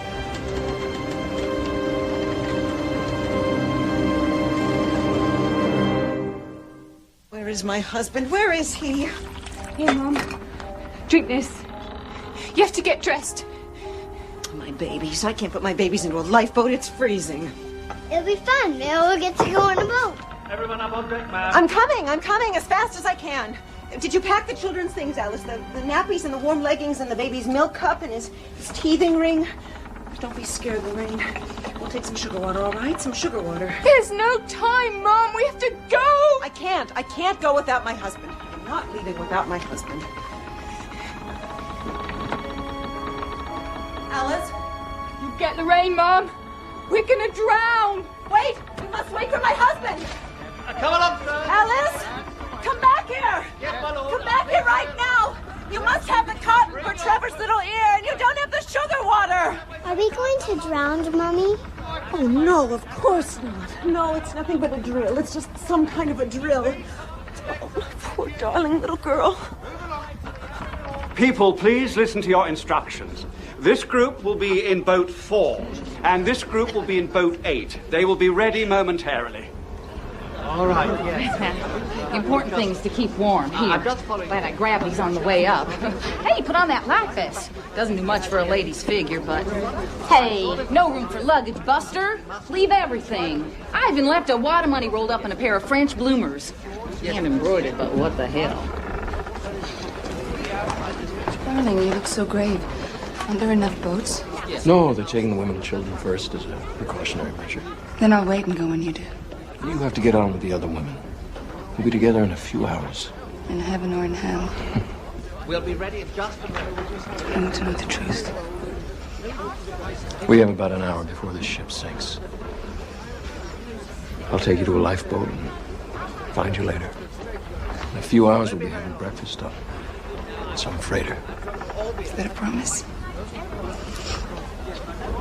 Now, ladies and gentlemen, would you all please line up by the door and please keep order here.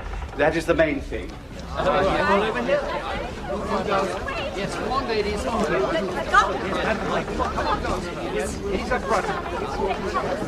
Do you know what this is about? Some minor damage. They're just taking precautions. You! It was that woman, Alice Cleaver. She has the Allison baby. Get a hold of yourself, Mrs. Miller. She's obviously helping them with the children. We have an emergency.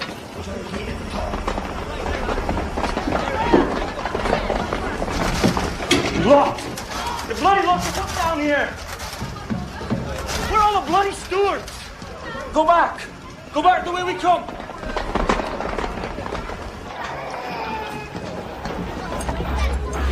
Everything will be all right when we get to America. Everything will be all right once you're baptized in the Lord's church. We'll never be baptized. Of course you will, of course. We will not let an iceberg stop us. We will not. I am damaged goods. Oh, my Lord, girl. You can't give up because some bloody bully forces himself on you. Do you think God will hold you accountable? He tests us in every way. Fight the good fight of faith. Do you think Clorinda Jack goes down with a whimper? Clorinda Jack goes down with a sword. Listen! The water's ankle deep in some of the cabins in the front. Nobody tells us what to do. Aye, we laid eyes on one of the stewards. He said an officer was coming. Well, where the hell is he? We're locked up down here. We must wait. Clorinda, play some music. We must keep calm. Keep our spirits up. Show the children what courage is.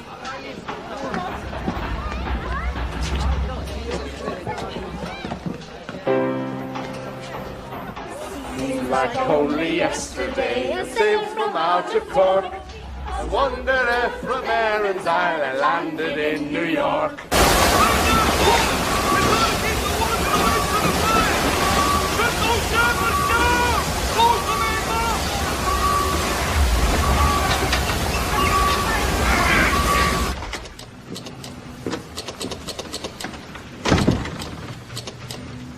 Any response? No. The ship seems to have stopped for the night, like we had. Well, alert me of any changes. How are we resting on the chart room settee? Keep a lookout. You hear the old man? He'll want to know if she comes any closer. Just what I'd be longing to do, wake him up.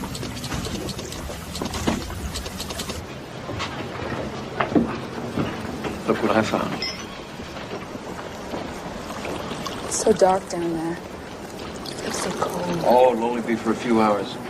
There's ships on the way here right now. It would just feel better if we were together. So would I. But the captain was adamant and I gave him my word. To Bolivia. We'll get there, won't we? Next year, we'll be sitting on our terrace in Paz, looking down on all the red tile roofs. With Claire, too. There's something I must tell you about Claire. I love her. Without even knowing her, I love her. Almost as much as I love her mother.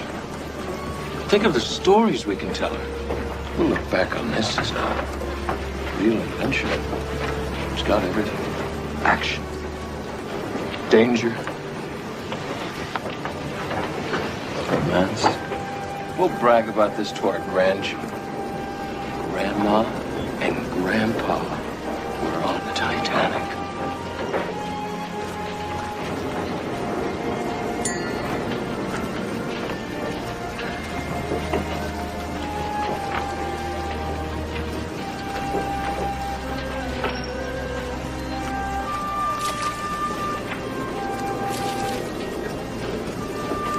Move it, everybody. Move it along. Come on. Come on. We haven't got all day. That's it.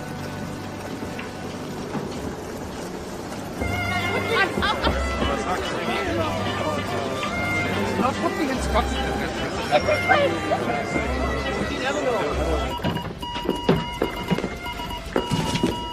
Isn't that lovely? Music to drown by. So what's the happy news from the bridge? Oh, it looks grim, Phillips. We're sinking by the head. Yeah, they're going to start loading folks in the lifeboat soon. So, any word from the Carpathia? Yeah, hours away, but still our best bet. I'm sending out the new signal, SOS. Oh, might be our last chance to use it, eh? Yeah, right. What a sorry sight that'll be, eh? I mean, the classiest ship ever built, towed down by a rustbutt. God,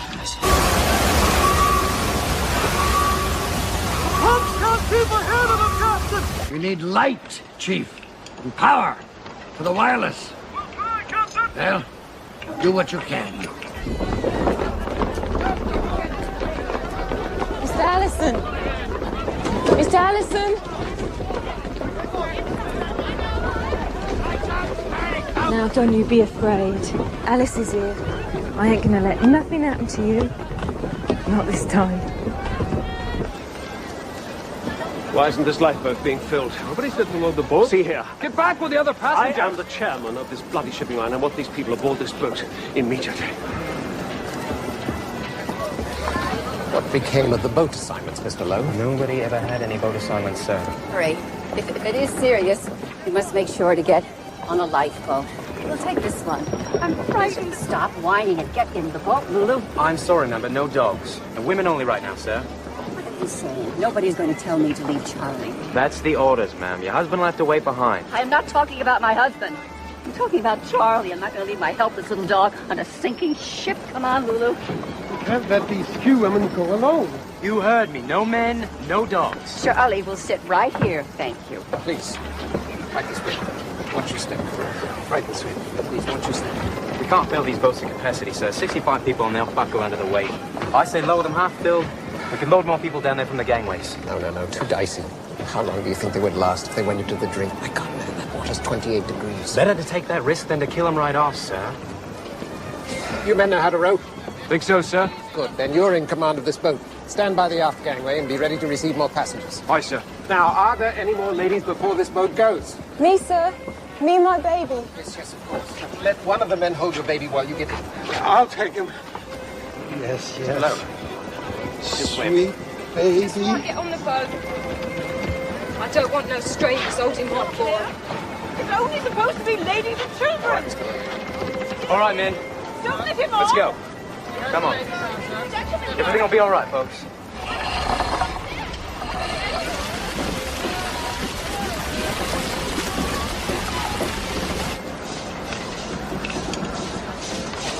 So we've spotted what looks like a steamer, maybe 10 miles off. Splendid. Has she acknowledged you? No, sir, not yet. Well, keep signaling. Tell her the Titanic was sinking. Come at once. If she's answering, I sure enough can't tell. Ah, she's too far away. She can't see us.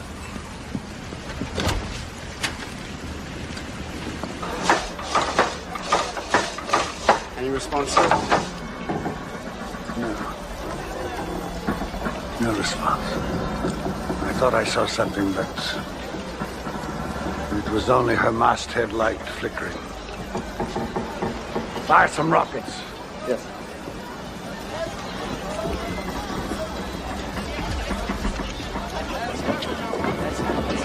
Load away! Load away! If you get the hell out of the way, they'll be able to do something. You're not going fast enough. Quicker! If they go any faster, they'll drown the whole lot of them. You know who I am. I don't care. If you're the bloody Prince of Wales, you move back or I'll knock your teeth down your throat. Don't you point your finger at me, young man. Couldn't have asked for more. They sent me down here to lock up all the staterooms to prevent looting. We got enough. Haven't even started yet. I saved the purser's office till last. People won't have time to get stuff out of the safe. What about the people downstairs? I told them I'd be back. Plenty of time to be a hero, sunshine. Plenty of time. Yeah, but all hell has broke loose. They're firing rockets. Ah, lovely. Key fit perfect. Fortune smiles. An act of God. That's what I say. What do you say? I say we stop worrying about how to get off this damn boat.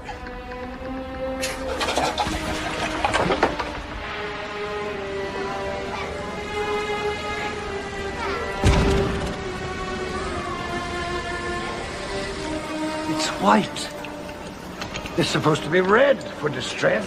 That's all we have, sir. I know. Keep firing them.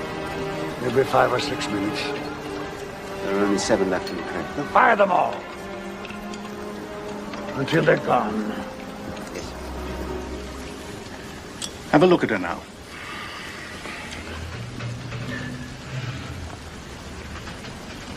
Another rocket. How many is that now? 3? Ship's not going to fire rockets at sea for nothing. And maybe they're in some sort of distress.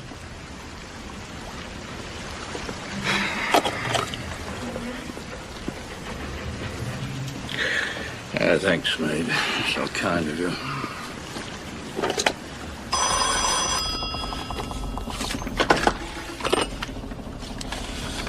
What do you want? It's Grove, sir. That ship's firing rockets. 3 so far. Are they private signals? He's asking if they're private signals.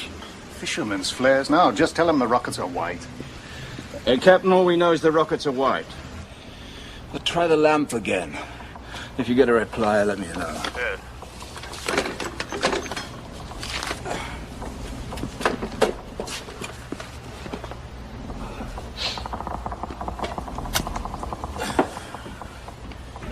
Get your coats. We have to hurry. Trevor. She took Trevor. Alice took him. What? She's crazy. You knew it and you let her stay. Beth, stop. Stop right now. Where did they go? Where did she take him? How should I know? She ran out in the hall and all those people, and I couldn't leave Lorraine, and I didn't know where you were. You just left us here. You let her take the baby? She grabbed him. I couldn't stop her. You weren't here. It's not my fault. We don't have time for this. Get your coats and go up to the boat deck. Where are you going? I'm going to find Trevor. I'll meet you up on the boat deck. Bess, you have to be strong now. We both must be strong. Oh, baby. I'll find him. I swear to God, I'll find him. All right, Lorraine, come on, come on. Come on. Everything will be all right, Mommy. Don't worry. Oh. Oh. Chief, we're going to lose another generator. Well, Captain Lord. Great, sir. Stop the fans! Anything non-essential! At all costs, lads! We've got to keep the lights and the balcony going! Get it on, lads! Keep the water under that boiler! All wide open! Out of the question. Lock the guns back in the safe. I can't have you shooting my passengers. You'd rather they drown? That's quite enough, sir. We've too few men to control a mob. Should come to that. Just keep in mind that a number of our passengers are very influential people. Just remember that. I can't be responsible.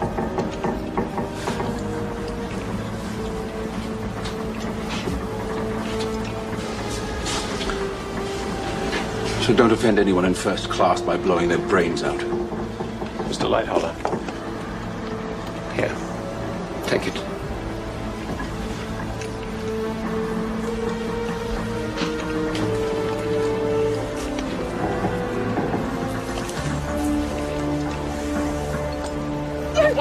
That's it. That's it. Sit down, please. Don't be scared. These boys know what they're doing. That's right. You're going too. No. Come along. I'm going on good night. Don't take your Come hands on. off me. There we go. No! Nobody tells Molly Brown what to do. Rotten scrubs.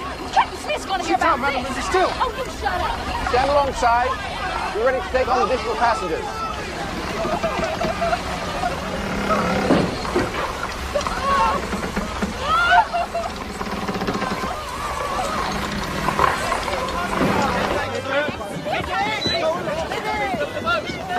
My wife is in a delicate condition. May I accompany her, please? No, sir, Mr. Astor. No man is allowed on this boat or any of the boats until the ladies are off.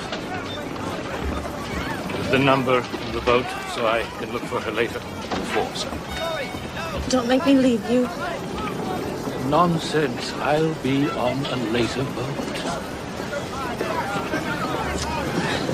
Don't worry.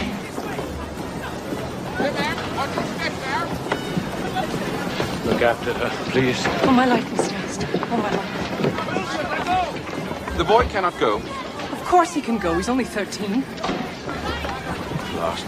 No more boys. Here. No. Here, Sophia. Take it. You'll need it. Ida, take your place. We've been living together for many years. Where you go, I go. I don't think anyone would object to an old gentleman like Mr. Strauss going with his wife. I won't go before the other men.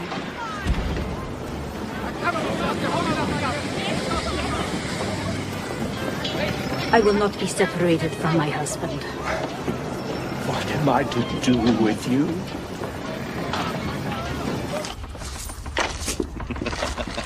Will you look at this? A diamond tiara.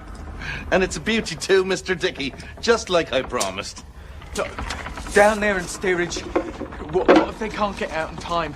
They could drown. Can't save the world, lad. Not likely. How do I look? We'll cozy our way onto one of the boats. We'll be taking spotsmen for women and children. Some poor cows and their mangy kids down in steerage. They'll never know the difference. I don't think I could live with myself, taking a woman's spot in the boat.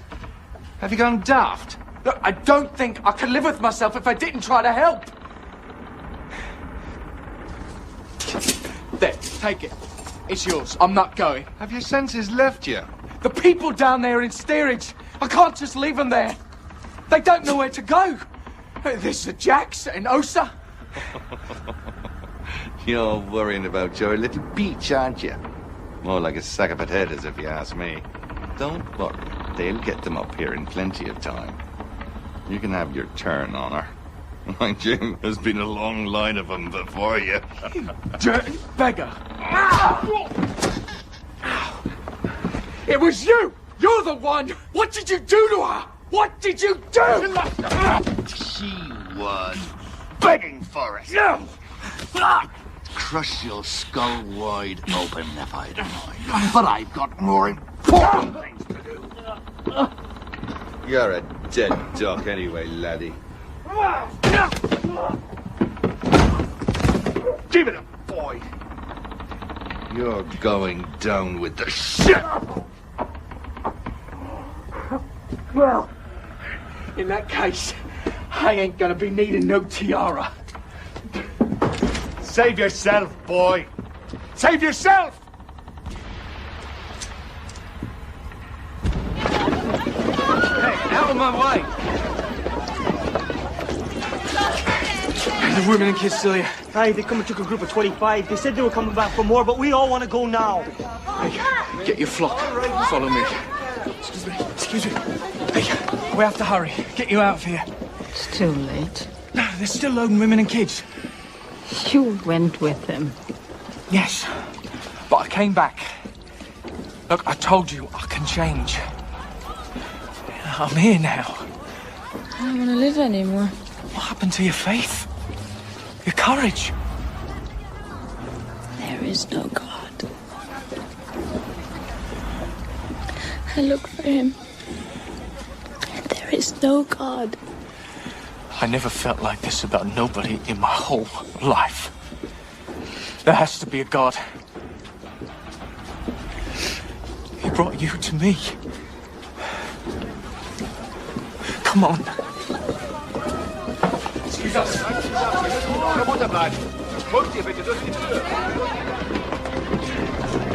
Hey, excuse me. Please, let us through. can't open the gate without orders. My God, man! I've got to get this woman on a boat. Look at her, she's been hurt. All right, women and children. Go with the sailors. Go! Now we've got a chance. I'll find you. No, we need you with us. That's all for now. What? Let him through, he's got children. He's got to get his kids safe on a boat. Hey, let my wife through! And my children! It's all right, Billy. We stay together as a family. I'll be back to get you through. Don't worry. Come on.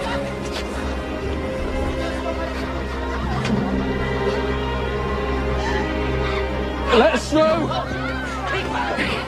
You have a peach orchard in Minnesota. You have your whole family from Denmark. I bet you even become a nurse. Go on.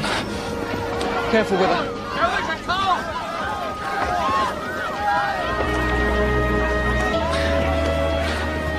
If I get out of this alive, I'll find you. I swear I will. We need help. Can you work a davit? Yes, all right. I can try. Cool. What are you doing, sir? Oh, let her through. Hold on.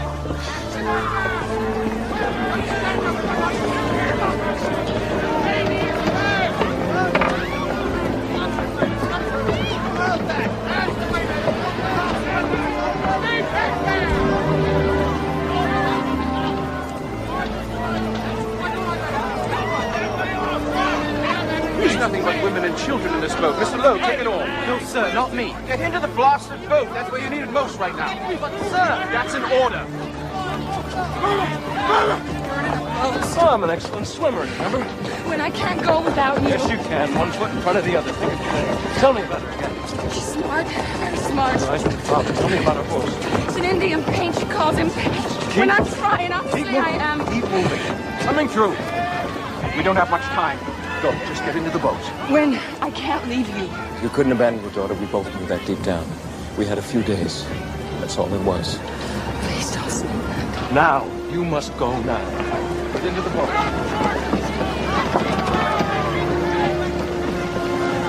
Claire's waiting for you. When she's yours. Claire is our daughter.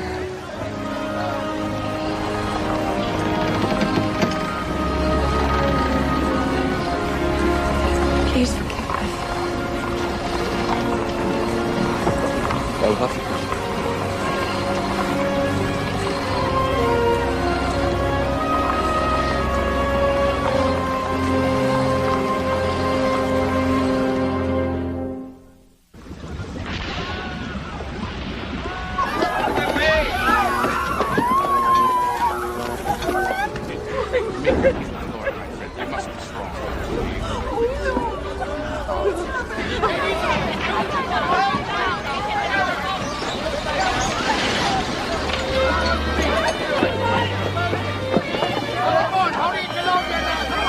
I've lost my baby.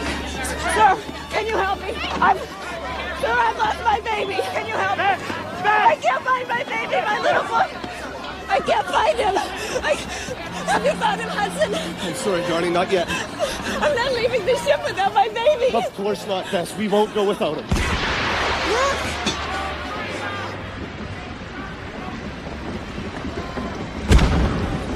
Look at the lights. Pretty lights. It's the last of the rockets. Why didn't they respond? Damn their eyes! Are they all dead? A ghost ship? We can see them. Are they all asleep? Shut down their wireless? What?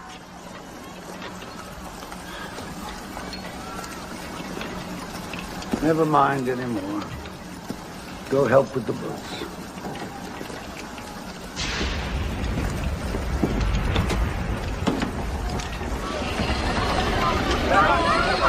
Stay back. Everyone must stay back.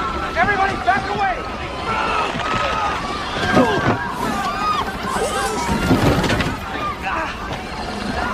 No! You'll bloody sink! I gotta get back! The jack!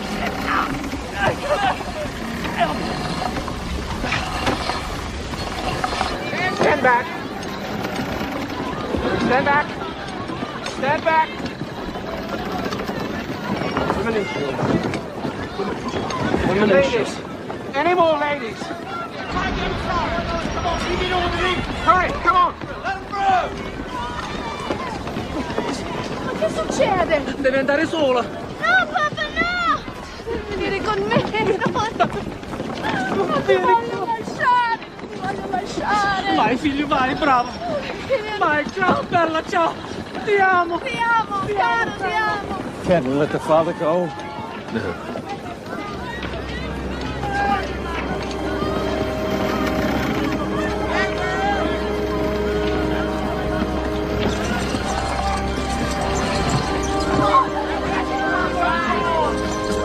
A man. Sitting there just like that. Shameful.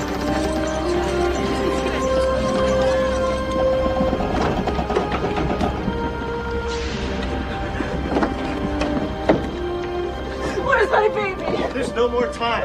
We have to leave. There's water coming up the stairway. I can't leave without him. Bess, listen to me. We have to get Lorraine on a lifeboat. Do you understand? We will stay and look for Trevor, but we must get Lorraine on a lifeboat. Oh, yes. Of course. We must get Lorraine on a lifeboat. Move away! Move away!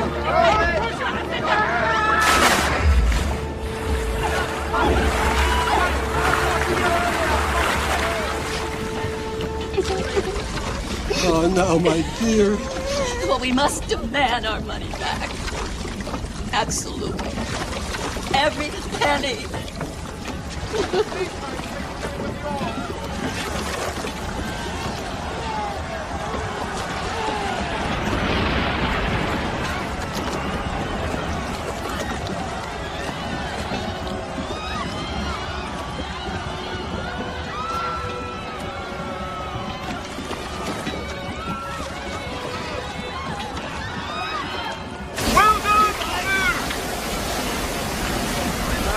Lads, still at the station.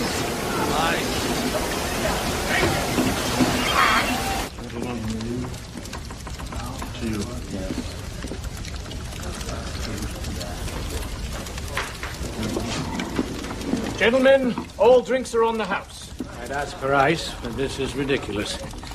Cheers.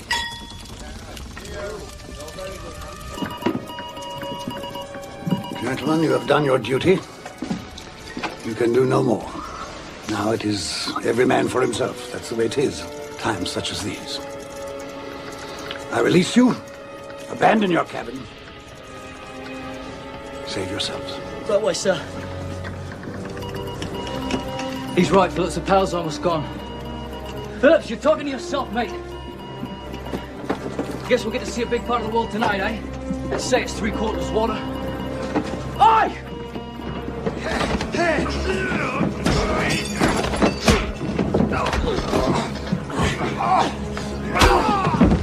Blimey, you've killed him. Well, he didn't deserve to die like a sailor.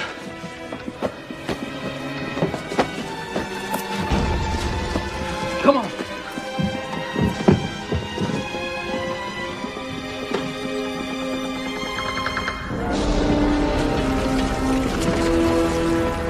Lightoller, let's get these people on board quickly, please. Where do you think you're going? Where's our boat then? You can't come up here. This boat is full.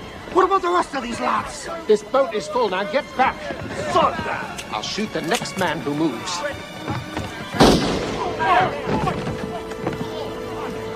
Damn you. Well, gentlemen, I suppose it's every man for himself. Mother!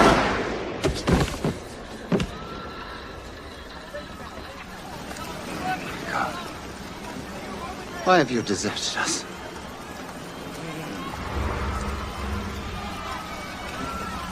Open the bloody gate! I told you, first class only.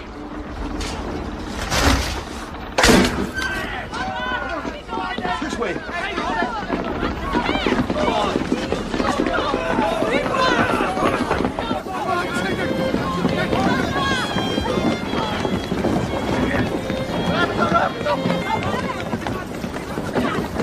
That's all, gentlemen.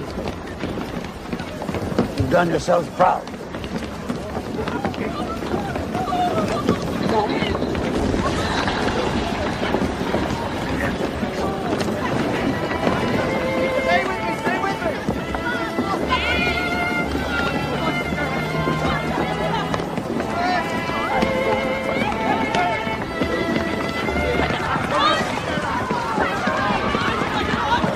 British men! British!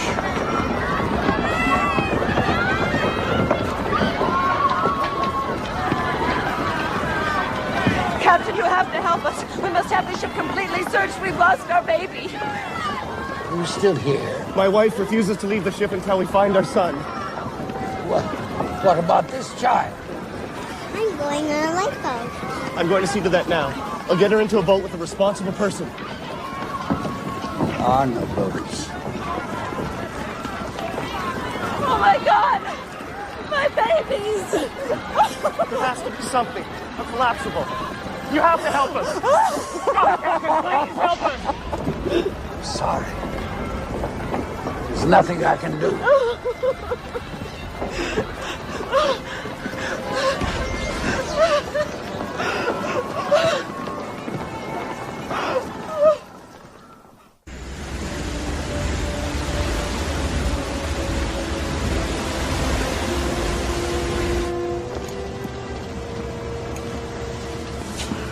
Doctor, have some of the mates bring a dozen heavy deck chairs below. Equip them with heavy bindings. We may have a few hysterics with which to contend. And see to getting some ice and canvas bags. Put them in the cargo bay for the dead. Iceberg ahead.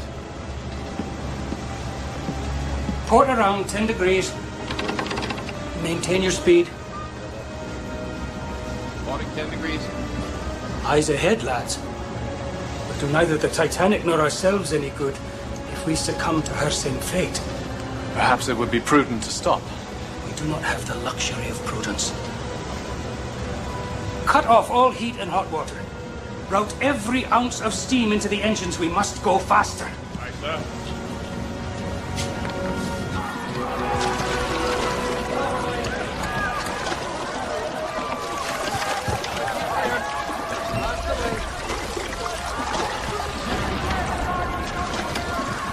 They told us to wait near the ship for survivors.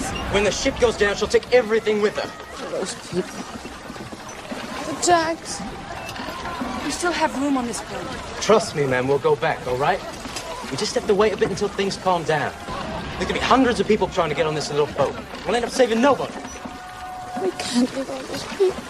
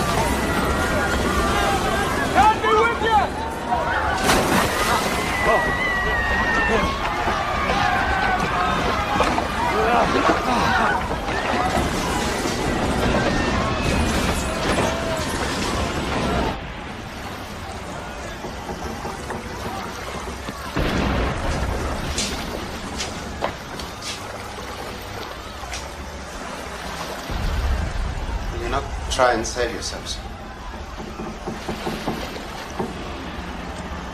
There is a line often quoted in the newspapers. God himself cannot sink this ship. But she was appropriately named. The Titans dared to challenge the gods, and for their arrogance, they were cast down into hell.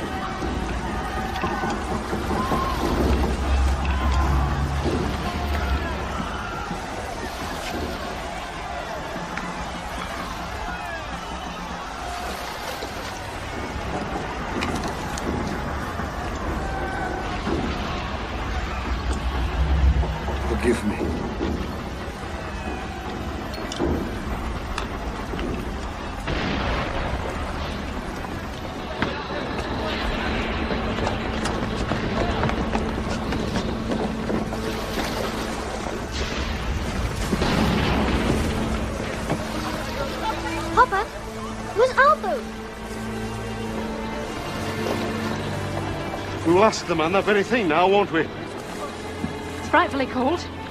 Now we must keep buttoned up and stay close together. What have I done? It is a cruel joke. To have left our lives in Dorchester for this? We've never shrunk from danger or hardship. We've always met it head on. You're a good man, Black Billy Jack. You're honest. You're hard-working as the day is long. And you can be tender too, and I love you for it.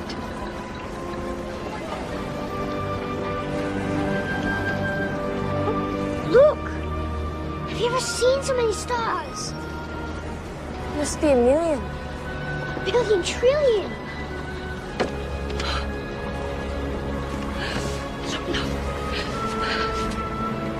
Our Father, who art in heaven, hallowed be thy name. Thy kingdom come, thy will be done, on earth as it is in heaven.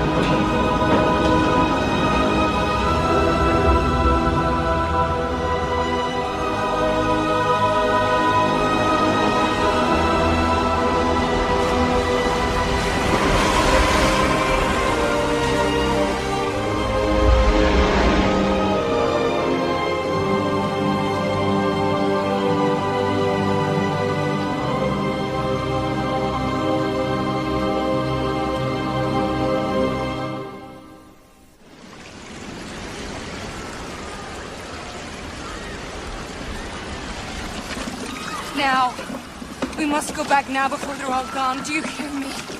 Please, sir, we must go back. It's all right. We'll go back. Come on, let's go. You fools! They'll drag us under. They'll swamp us. He's an animal. He forced me. She's crazy. Get here. Don't let her drown. Leave me be. All of you. Get back in your places. But calm down now. Get back in your places, all of you. You're lower than an animal. Animals wouldn't do this to their own kind. Hear me, miss. Can you hear her? it up! You see me! Reach for the oar, man! I said, sit down!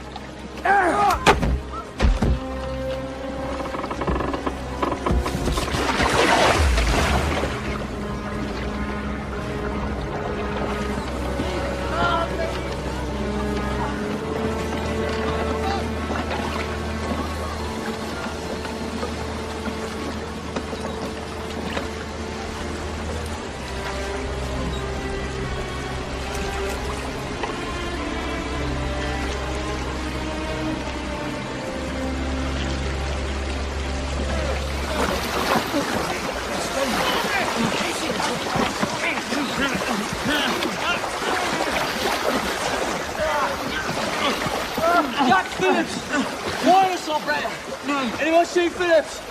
We've got to paddle away before it pulls us under. Get back! Get! There's no room! Stop! Stop! You'll founder us! Stop at once! This service, Lord Dolan. Keep your wits about you. Now spread out! Even the load! Hang on, old man.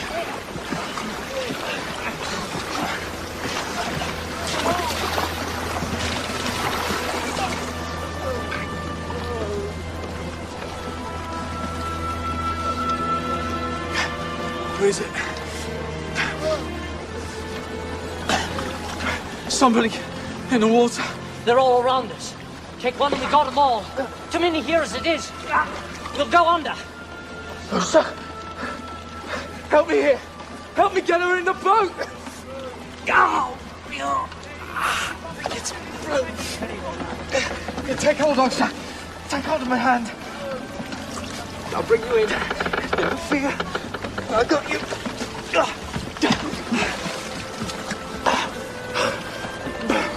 We made it.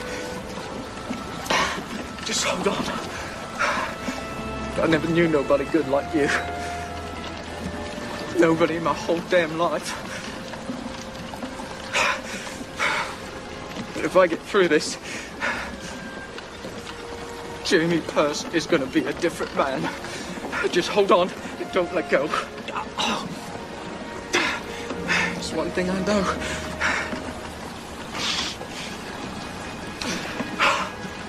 I love you. You're blooming out of your head, mate. You're blooming out of your head.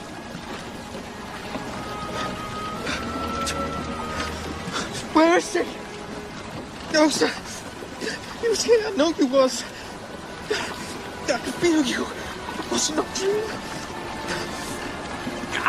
Oh, sir.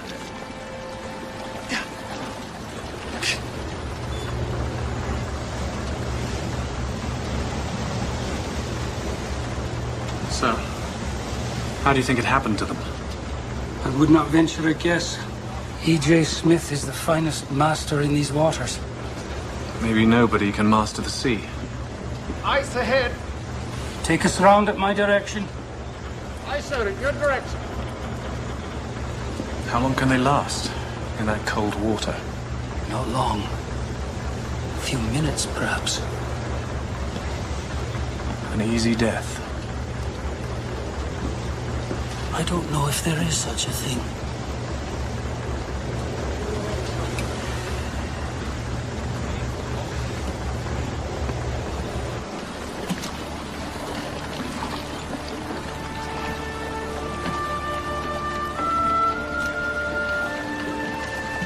Over there, I think I hear someone. Where?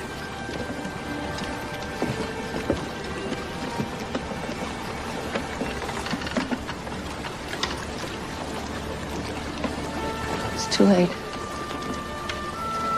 They're all dead. Came too late.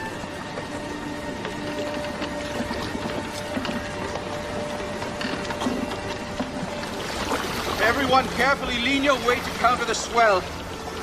Keep it balanced and stay alert.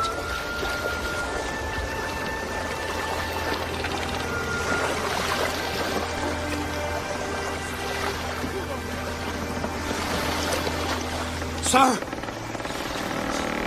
Another's died over here.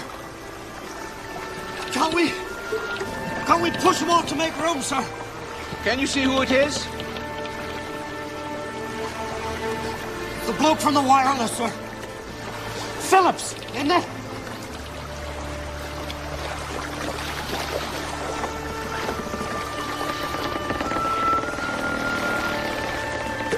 You only want to see the world, sir? Cover him with something. And see if you can't keep him with us.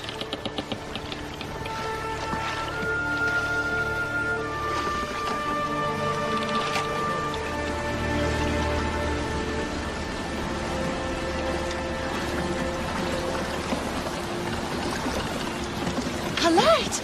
Pipe down. Nothing but a shooting star. Oh, Pucky, it's a flare. Look! Another one! It's a ship! Come on, shoot him an oar. I'm not gonna die in some rotten little boat. No quiero morir. Mi familia no quiero morir. Come on, calm down, listen. There's help coming. There's a ship not far from here. They didn't spot the bloody rockets. Do you think they'll see small boats low in the water? So, we'll row to them, won't we, ladies? Come on, shoot him an oar. You sit here. Hey, you're a strong cuss. You can surely help. Come on. Too cold. You're trembling like an aspen. Here, take this. I'll have none of this. Sit back down again. I'm in charge here. Blasted female. Any closer and I'll toss you overboard. Now, come on. On the beat. 1, 2, 1, 2. They don't see us. Well, let's make them see us. Come on, wave those lanterns around. Find some towels or some blankets. We can put them on the oars and we can set those ablaze. And people, shout! Shout as loud as you possibly can. Come on! Come on! Come on!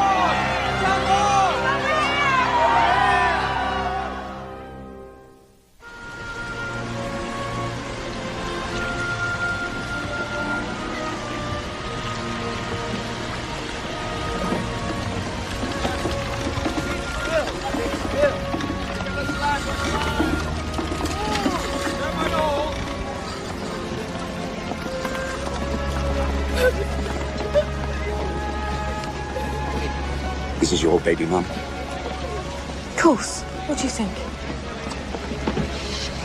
What is your name? Jane. Jane Andrews, is it? And me baby. I'm this way. I'm this way.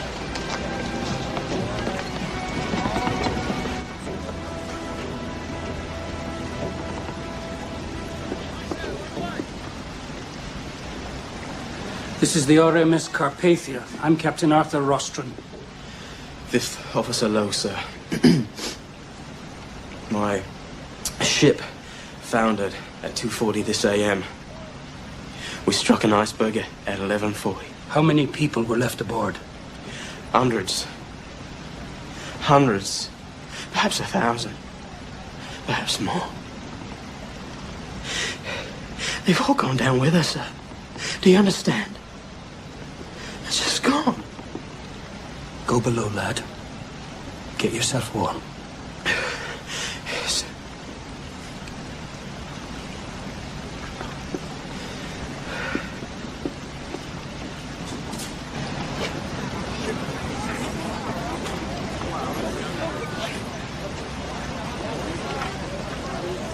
This way. Yes, sir. The crew will take you below, get you some soup, something hot to drink. I do not want anything. Please. I'd be much happier if you just left me.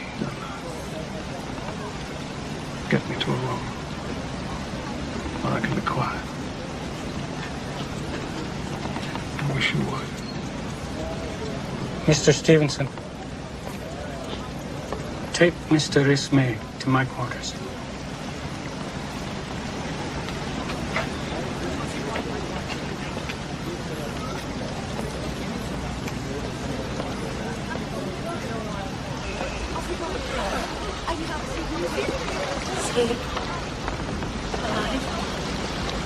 I don't know.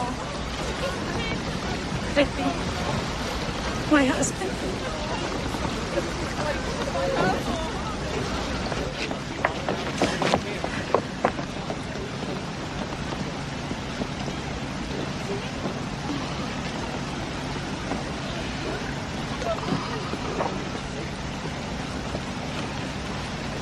This is Wynn Park. Mr. Wynn Park. He needs some dry clothes, a blanket, and something hot to drink, some soup. He needs a doctor. Is there a doctor? Isabella. Oh, darling. You're so cold. You're so cold. He needs to see a doctor immediately. Will somebody please get me a doctor? He's an excellent swimmer.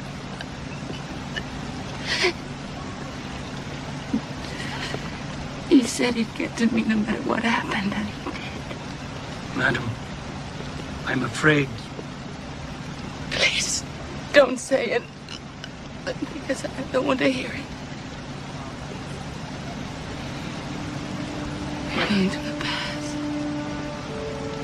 We're going to sit on our terrace and look down on the red-tiled roof. When... Just breathe, darling. Just show them you can breathe, darling. Just breathe. Just breathe. Ma'am, let me help you. No, please let me go. He needs me. Isabella, there's nothing you can do, anybody can do. Mr. Park is gone. He's gone.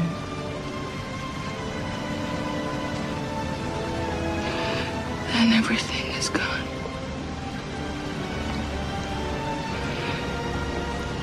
Everything.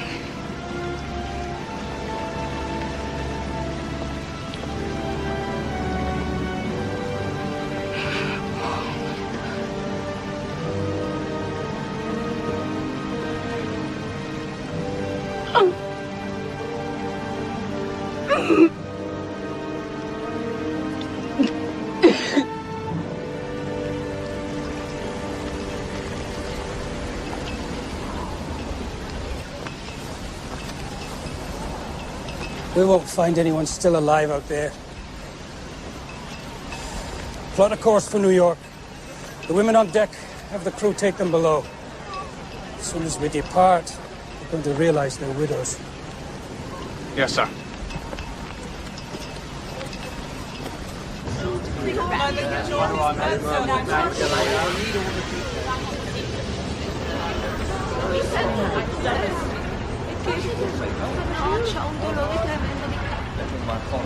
Please go to the captain. Tell him the ship can't leave yet. Madam. You don't understand. My husband is still out there. He may be on a raft trying to get to us. Mrs. Astor, we've searched the waters. There are no more survivors. I'm sorry. Isabella. $300,000. Securities. My entire Paris wardrobe. 12 pairs of shoes. Good shoes. 2, 3. Your dog? Don't give me that look. He sat on my lap. And Mr. Foley, whose lap did he sit on? How many people were in your boat? How many people? 20, 30, I don't know. We had no room. There was room for 65. I lost everything, too. Look at me. I am a sight. Not even any face powder.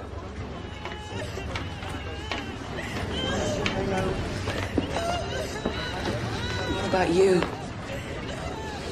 A healthy young man like you, whose seat did you take?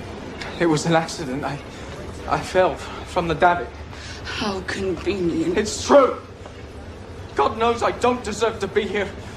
I'd give my life to save one of them lost. I'm sorry.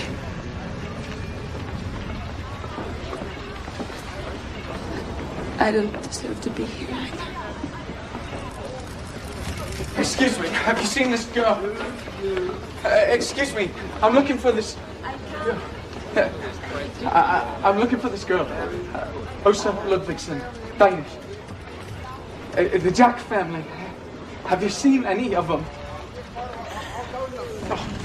I'm looking for this girl. Long blonde hair. Oh, I'm sorry, I can't help you.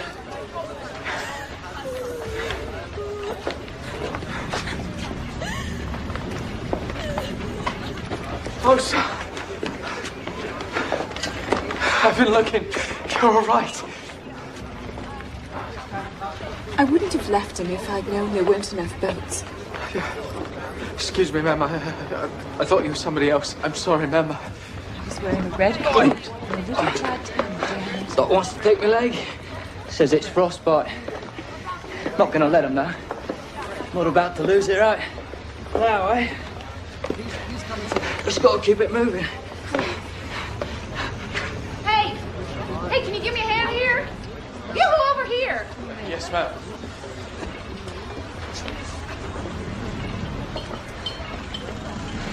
Gotta get some soup into this gal, or she's never gonna make it. Here, come on.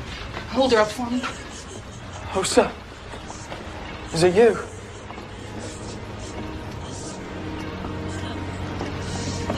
It happened, didn't it? You came to me in the lifeboat. I was trying to keep you from falling back in the water, but I closed my eyes for a second, and when I opened them, he was gone. Honey, he was dreaming. She was pushed out of the boat. Mrs. Paradine and Officer Lowe pulled her out of the drink.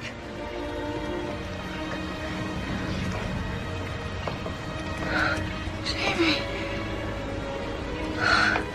It's a miracle.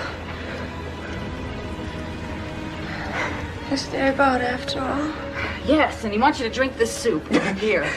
You gotta get some nourishment. Go on. The Jacks? I haven't found them yet. Not even the children? Not even the children. All those people. They're gone. Good people. And look at me. Common thief. Why am I still here? What kind of God would permit that? What's the reason? Maybe there's not such a thing as a reason. Accepted. A gift.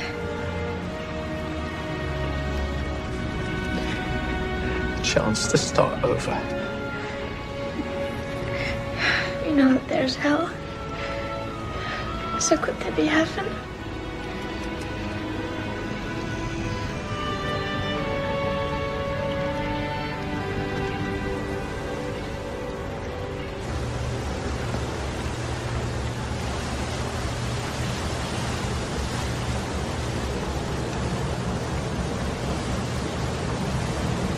Mrs. Paradine, you must come down below. It's cold. The ocean's so big, isn't it? And it makes one feel so small and so insignificant. Maybe it's just to remind us that someday we'll all die.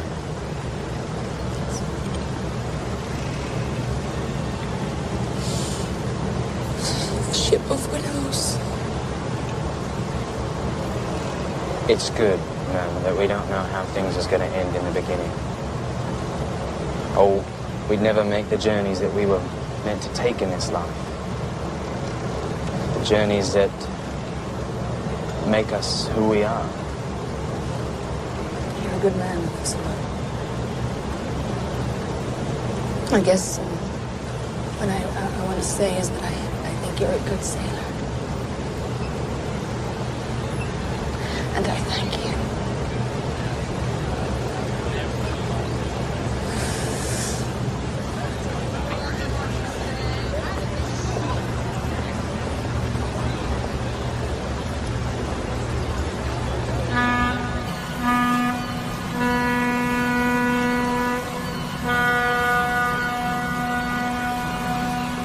Look this way, please.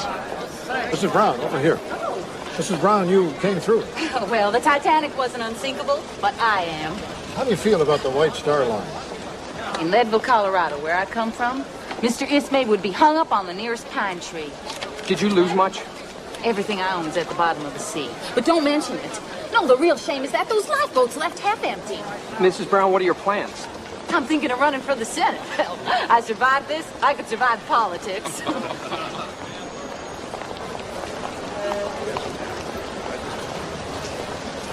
It's clear that John's sons won't be coming for me. Of course they will. So many people out there. What about you, Isabella? Eddie will come, won't he? In spite of the wireless? No. No, he's a very proud man. I was going to set the world straight. And I only succeeded in hurting 2 more people. My husband and my little girl. He'll let you see Claire, won't he? I don't want to think about that. I guess I'm at his mercy.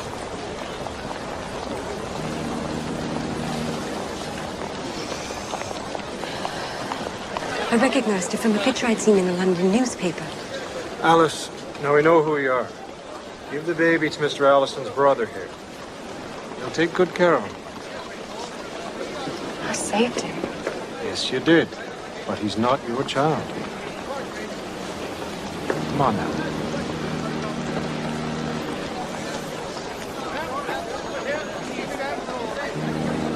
This way, Alice. You risked your life to save this baby, is that right? I risked my life. Alice, we understand what you've been through, but can you give us a little smile for the camera, Alice? Pretty girl like you. You're a real hero, Alice. Am I? Your courageous story is going to be in papers all over the country. Is that so? Have you anything to say to the people of America? His mother, she gave him to me. She knows what a strong girl I am. And the ship was going down, and there was pools of water rushing down the hallway. And she knows she can trust me to get him safe. I saved him.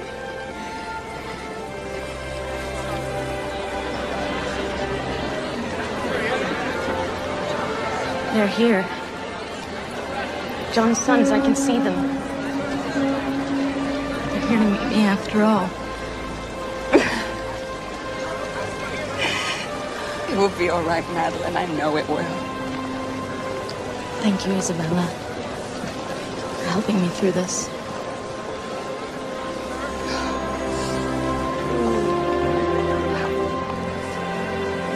Goodbye, Madeline.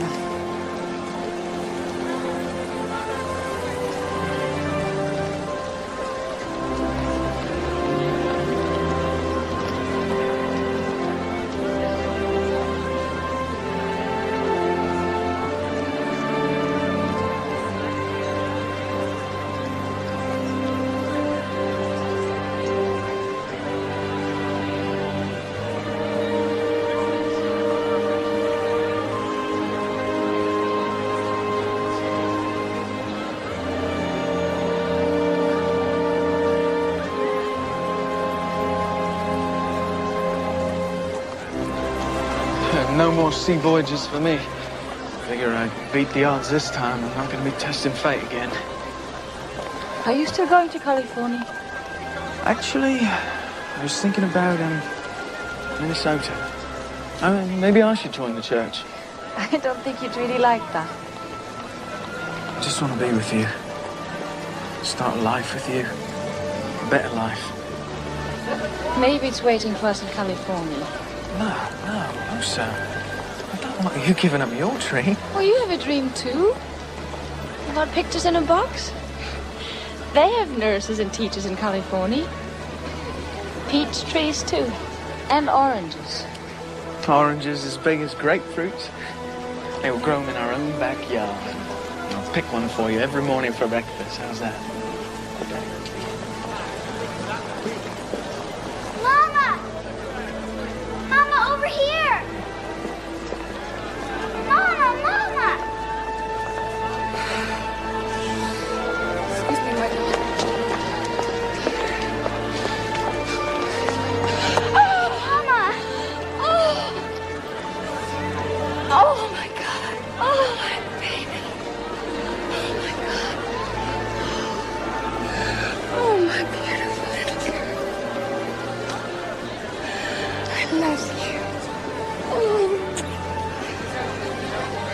glad you're home safe. Thank God. Eddie.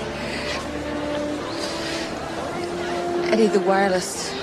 I'm sorry. What wireless? I sent you a wireless. I have to explain. I never got any wireless. Anyway, it doesn't matter. Nothing else matters except you're home.